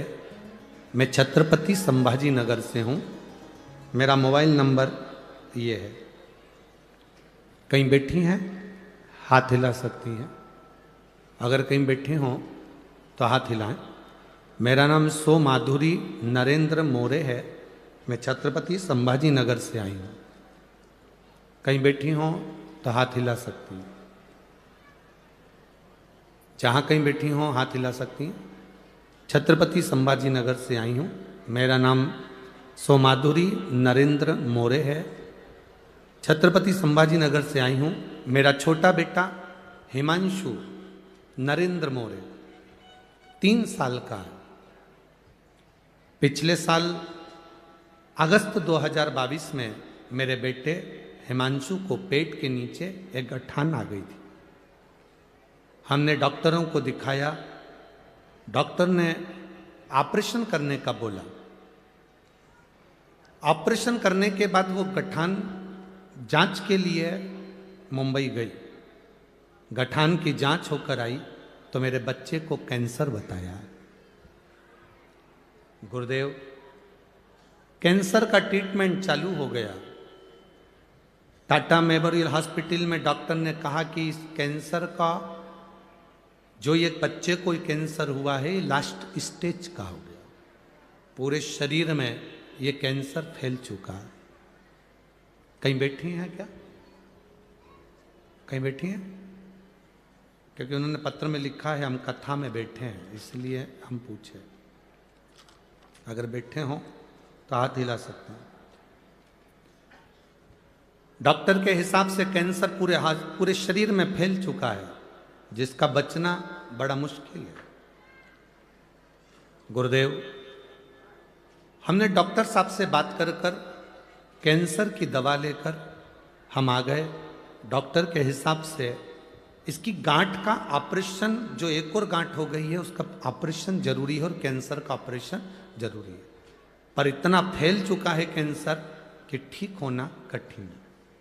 तब मैं और मेरे पति पूरी तरह से टूट चुके थे और मेरी दीदी ने बोला कि तू पशुपतिनाथ का व्रत कर।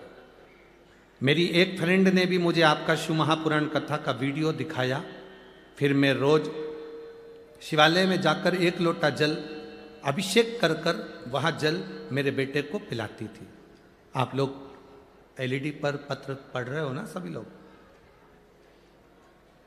शिव महापुराण का वीडियो दिखाया।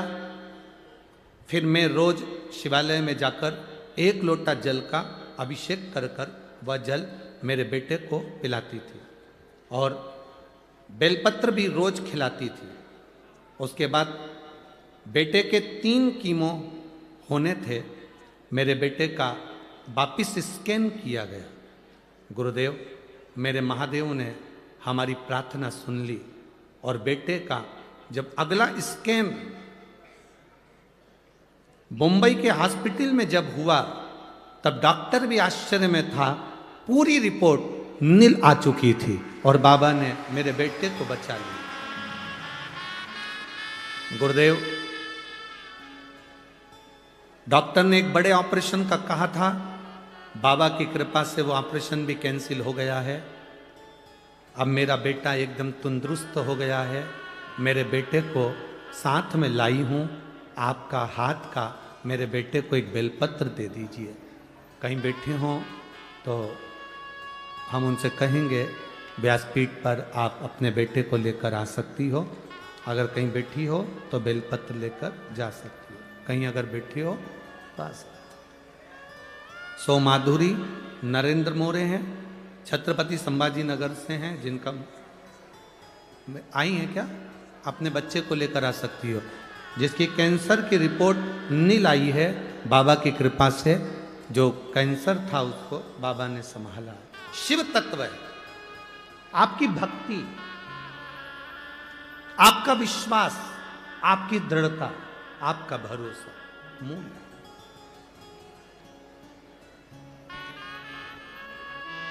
शंभो,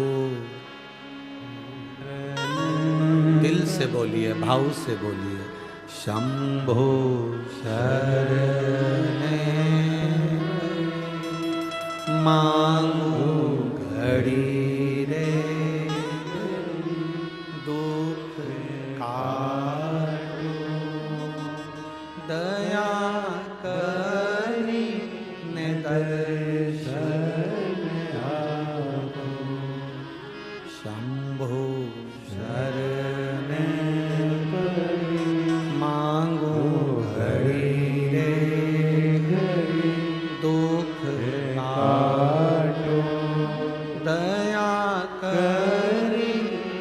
दर्शन आपको।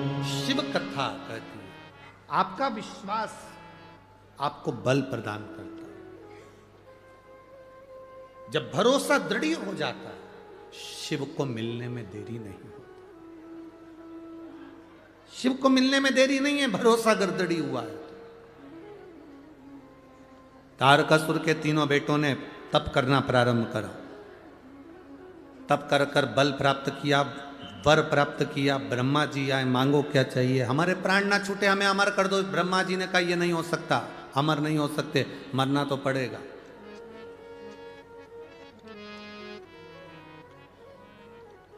अच्छे से सुन लेना मेरी नासिक की जीजी और मेरे जीजाओं।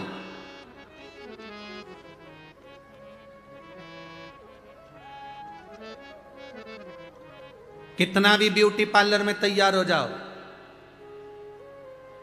ब्यूटी पार्लर वाले तुम्हारी उम्र कम नहीं कर सकते। करते हो तो हमको भी बता देना। कुंडली देखने वाले ढेर मिलेंगे, मिलेंगे कि नहीं मिलेंगे? पत्रिका देखने वाले ढेर मिलेंगे, कुंडली देखने वाले ढेर मिलेंगे, पर कर्म देखने वाला कोई नहीं मिलेगा। वो केवल महादेव देखेगा। कर्म कौन देखेगा? भाग्य कोई भी बता देगा, कोई भी कह देगा तुम पूर्व समय में ये थे, तुम्हारे साथ ये हुआ, आगे तुम्हारे साथ ये होगा, तुम ऐसा कर रहे थे, तुम वैसा कर रहे थे, ये कोई भी बता देगा। पर कर्म देखने वाला, हमारे कर्म को लिखने वाला, हमारा जीवन हमें कैसा बनाना है, ये कोई दूसरा नहीं बनाएगा, इसको हमें खुद को बनाना है, स्वयं को। कोई दूसरा नहीं बनाएगा उसको। शिव महापुराण की कथा कहती है तारकासुर के तीनों बेटों ने वर मांग लिया ब्रह्मा जी से, हमें वर दो, हम मरे ना। ब्रह्मा जी ने कहा ये कभी नहीं हो सकता, मरना तो पड़ेगा, तो वर दीजिए, हम तीन के लिए तीन पुरी का निर्माण कर दो जिस नगर में हम रहें। सोना चांदी और लोहे की तीन नगर बसाए गए जिसमें वो रहने को तैयार हुए। हम तीनों तब मरे जब तीनों पुरियां एक साथ एक बाण से, एक तीर से या एक शस्त्र से भेदित हो जाए। हम तीनों मरे तो एक साथ मरे। ब्रह्मा जी ने तथास्तु कर दिया। तारकाक्ष, विदुम्माली, कमलाक्ष की तीनों ने उपद्रव मचा दिया, बहुत उपद्रव। अब करे क्या? सारे देवता एकत्रित होकर भगवान शिव जी के पास में गए। बाबा बाबा बाबा ने कहा क्या बात है, इन तीनों को मारना है। शंकर भगवान बोले मैं इनको नहीं मार सकता, मैं मार ही नहीं सकता। कारण तारकासुर का नियम था शंकर जी के शिवलिंग की पूजन करना, उनकी आराधना करना। रावण का जैसे नियम था शिव जी की आराधना करना, कंस का जैसे नियम था शिव की आराधना करना, इंद्र का नियम था शिव की आराधना करना। जितने देवता 33 कोटि शंकर की आराधना करते हैं, जितने असुर राक्षस संसार के शिव की आराधना करते हैं, उसी तरह तारकासुर के तीन बेटे तारकाक्ष, विदुम्माली, कमलाक्ष की, ये तीनों अपनी अपनी नगरी में, सोने की नगरी में, चांदी की नगरी में, लोहे की नगरी में, अपने अपनी पुरी में, अपने अपने नगर में, अपने अपने शहर में शंकर की आराधना करते। पाप ही नहीं करते।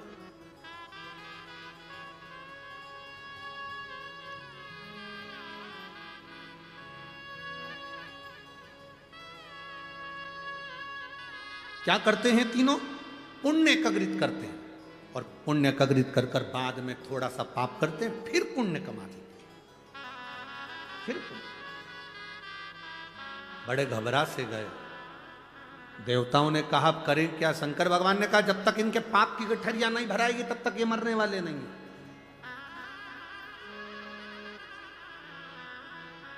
इसीलिए तो कथा में कहा था, अरे मत बुरे कर्म कर बंदे वरना पछताएगा, भगवान की आंखों से तू नहीं पाएगा, तू बच नहीं पाएगा। अरे ओ अज्ञानी मत कर नादानी, अरे ओ अज्ञानी मत कर नादानी। तेरे कर्म का फल भी तू ही पाएगा, जैसा किया तूने तेरे आगे आएगा। मत बुरे कर्म कर बंदे वरना पछताएगा। भगवान भगवान की आंखों से तू बच नहीं पाएगा, तू बच नहीं पाएगा। अपने कर्म करते चलो। इन तीनों ने बेकार कर्म करा ही नहीं तो मारूं क्यों?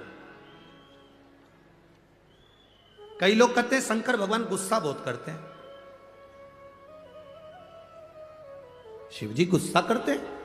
कई लोग कहते हैं भगवान शंकर क्रोध बहुत करते हैं, रुद्र हैं।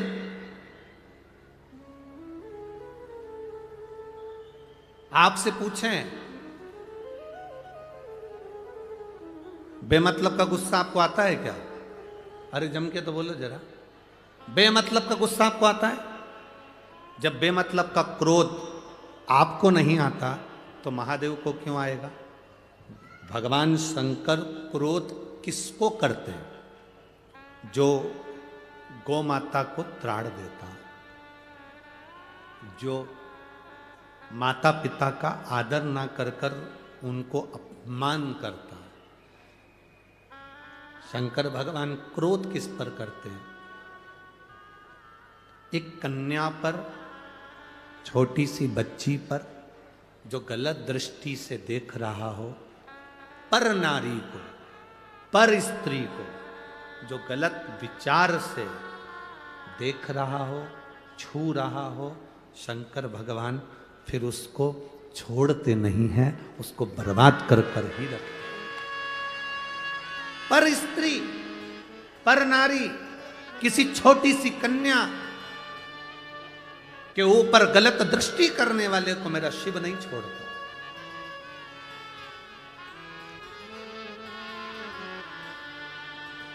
बहुत ध्यान रखिएगा इस बात के लिए। आप अपना स्वभाव, अपनी दृष्टि, लोग कहते हैं शिव क्रोध करते हैं, हम कहते हैं शंकर ऐसे क्रोध नहीं करते। शंकर भगवान का एक नाम है आशुतोष।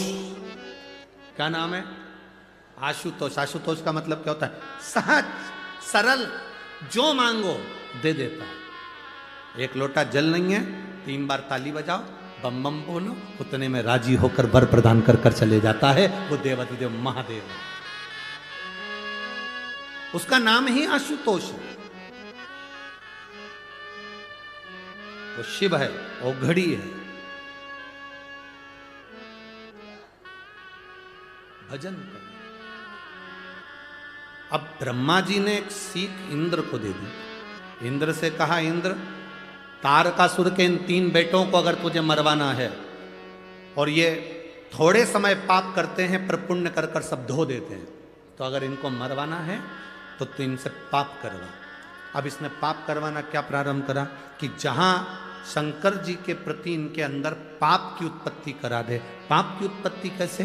तो शिव महापुराण की कथा कहती है, आप अगर शंकर के मंदिर नहीं जा सकते कोई बात नहीं, नहीं जा रहे कोई बात नहीं, शंकर को एक लोटा जल नहीं चढ़ा रहे कोई बात नहीं, शंकर की कथा नहीं सुन रहे कोई बात नहीं, पर शिव महापुराण की कथा कहती है कि कभी भी अपने मुख से शिव की निंदा करना बंद कर दो। बस इतना भी कर लिया तो तुम्हारी जिंदगी सार्थक हो।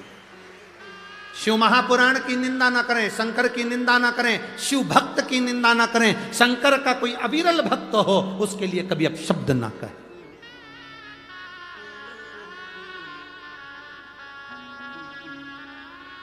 कभी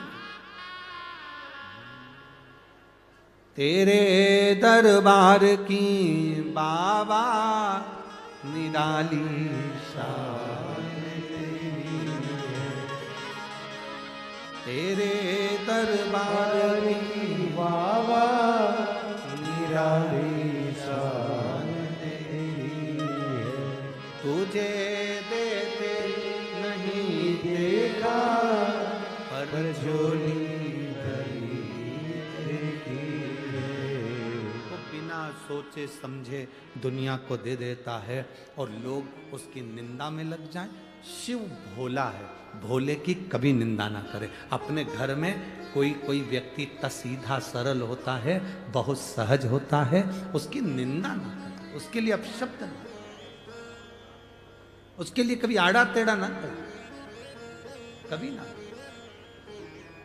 सहज रही, निंदा।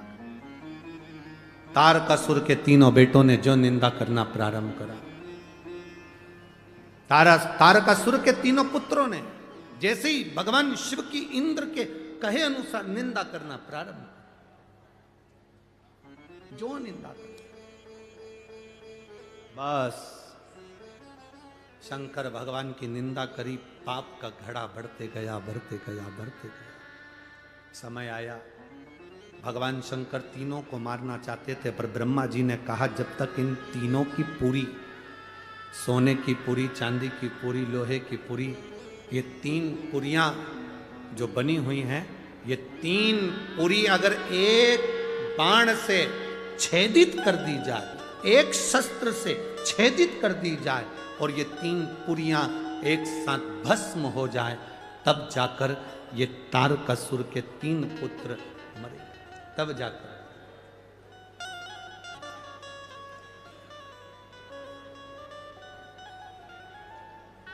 तीन पुरियां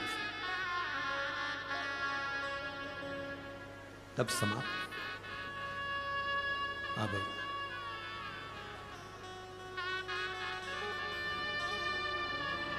तीन पुरियां समाप्त करना, कैसे समाप्त हो? देवाधिदेव महादेव ने शस्त्र छोड़ा, सोने की पुरी में से निकलकर चांदी की पुरी में से होते हुए वो लोहे की पुरी की ओर चले गए। आप लोगों ने कभी सुना होगा, आप लोगों में से कितने लोगों ने सुना वो हमको नहीं मालूम, पर शिव महापुराण की कथा एक बड़ी सुंदर बात कहती है कि सोने का जो डब्बा होता है, थोड़ा ध्यान देंगे आप लोग तो आपके स्मरण में आ जाएगा। जिस डब्बी में आप सोने की अंगूठी रखते हो, जिस डब्बी में आप सोने की लौंग रखते हो, जिस डब्बी में सोने का कोई सामान रखते हो, उसमें चांदी नहीं रखी जाती। किस किस ने सुन रखा है?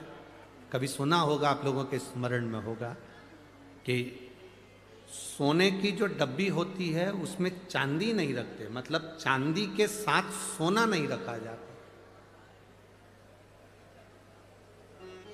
सोने के साथ चांदी नहीं रखी जाती, चांदी के साथ सोना नहीं रखा जाता।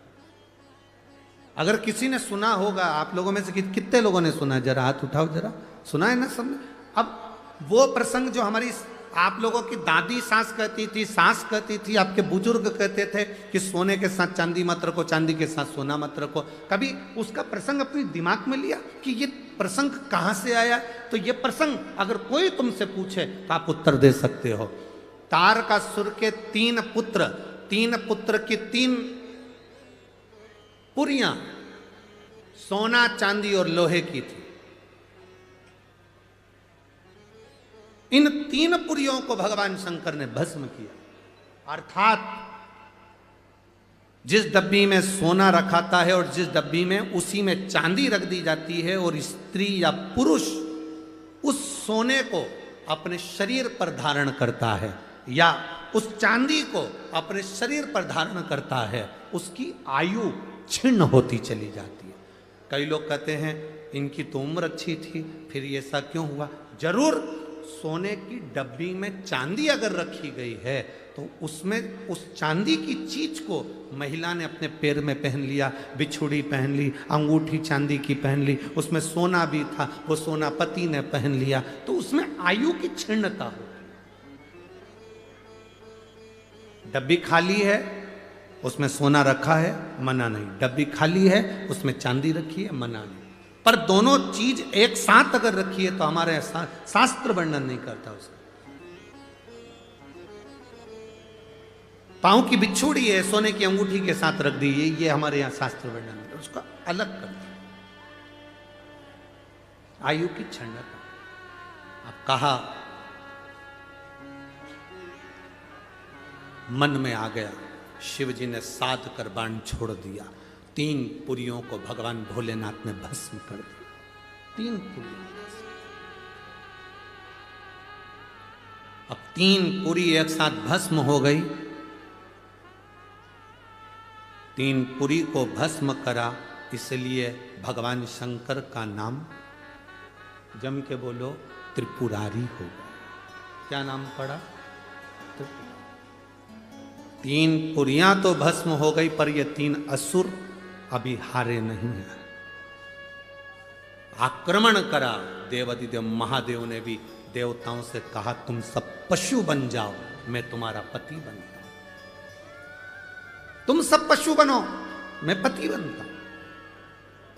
शंकर भगवान पति बनकर, पति का मतलब होता है भरण पोषण करने वाला, पति का मतलब होता है संभालने वाला, पति का मतलब होता है रक्षा करने वाला, पति का मतलब होता है तुम्हारे साथ संग रहने वाला, पति का मतलब होता है तुम्हारे कदम से कदम मिलाकर चलने वाला, उसको पति कहते हैं। शिवजी का नाम पशुपतिनाथ हुआ। बड़े नंदी का रूप लेकर 33 कोटि देवताओं को छोटा पशु बनाकर भगाया। शंकर भगवान ने तीनों असुरों को एक साथ इकट्ठा करा। तारकाक्ष, विदुमाली, कमलाक्ष इकट्ठे हुए। शिवजी ने अपने बड़े नुकीले सींग से तारकाक्ष, विदुमाली को जैसी मारा, कमलाक्ष की पीछे से निकलकर फरसा उठाकर शंकर जी का सिर काट दिया। शिवजी का सिर कटा। कटते से ही भगवान शंकर का सिर सीधे नेपाल में गया, तो डोलेश्वर महादेव पशुपतिनाथ के नाम से विख्यात हो गया। बोल पशुपतिनाथ भगवान की। धड़ पत्थर में नीचे दब गया। दबा। शिवजी ने सोचा ये आज नहीं मरे तो फिर नहीं मरेंगे। शंकर भगवान तुरंत अपने असली स्वरूप में आए, त्रिशूल उठाया, तारकाक्ष, विदुमाली और कमलाक्ष को पीछे से भगवान शंकर ने मार दिया। तीनों असुर समाप्त हो गए। जय जयकार हो गई। शंकर भगवान ने तारकासुर के 3 पुत्रों को मारते समय शिवजी के 2 नाम प्रकट हो गए, एक त्रिपुरारी और दूसरा पशुपति। एक त्रिपुरारी नाम हुआ, एक पशुपतिनाथ नाम हुआ। देवता प्रसन्नचित्त हो गए, आनंदित हो गए। प्रसन्नचित्त होकर देवताओं ने पुष्पों की वृष्टि करना प्रारंभ करी, घी के दिए जलाए, पवित्र नदियां, माउड़ी, तालाब, आंवले का वृक्ष, बेलपत्र का वृक्ष, पीपल का वृक्ष, बट का वृक्ष, सुंदर सुंदर वृक्षों के नीचे जाकर दीप प्रज्वलित करना प्रारंभ करा। लक्ष्मी ऊपर से निहार रही थी। भगवान देवादिदेव महादेव, पशुपतिनाथ, त्रिपुरारी शंकर भगवान ने लक्ष्मी को बुलाया। बड़ी सुंदर सेविका है मां लक्ष्मी। भगवान नारायण शंकर की बड़ी आराधना करती, बहुत आराधना। शिवजी ने कहा, लक्ष्मी तुम ऊपर से निहार रही हो, बात क्या है? लक्ष्मी जी कहती हैं, नारायण की आज्ञा नहीं, अभी मैं दीप पर्व पर नीचे गई थी मृत्युलोक में, पर इस पर्व पर नहीं आ सकती।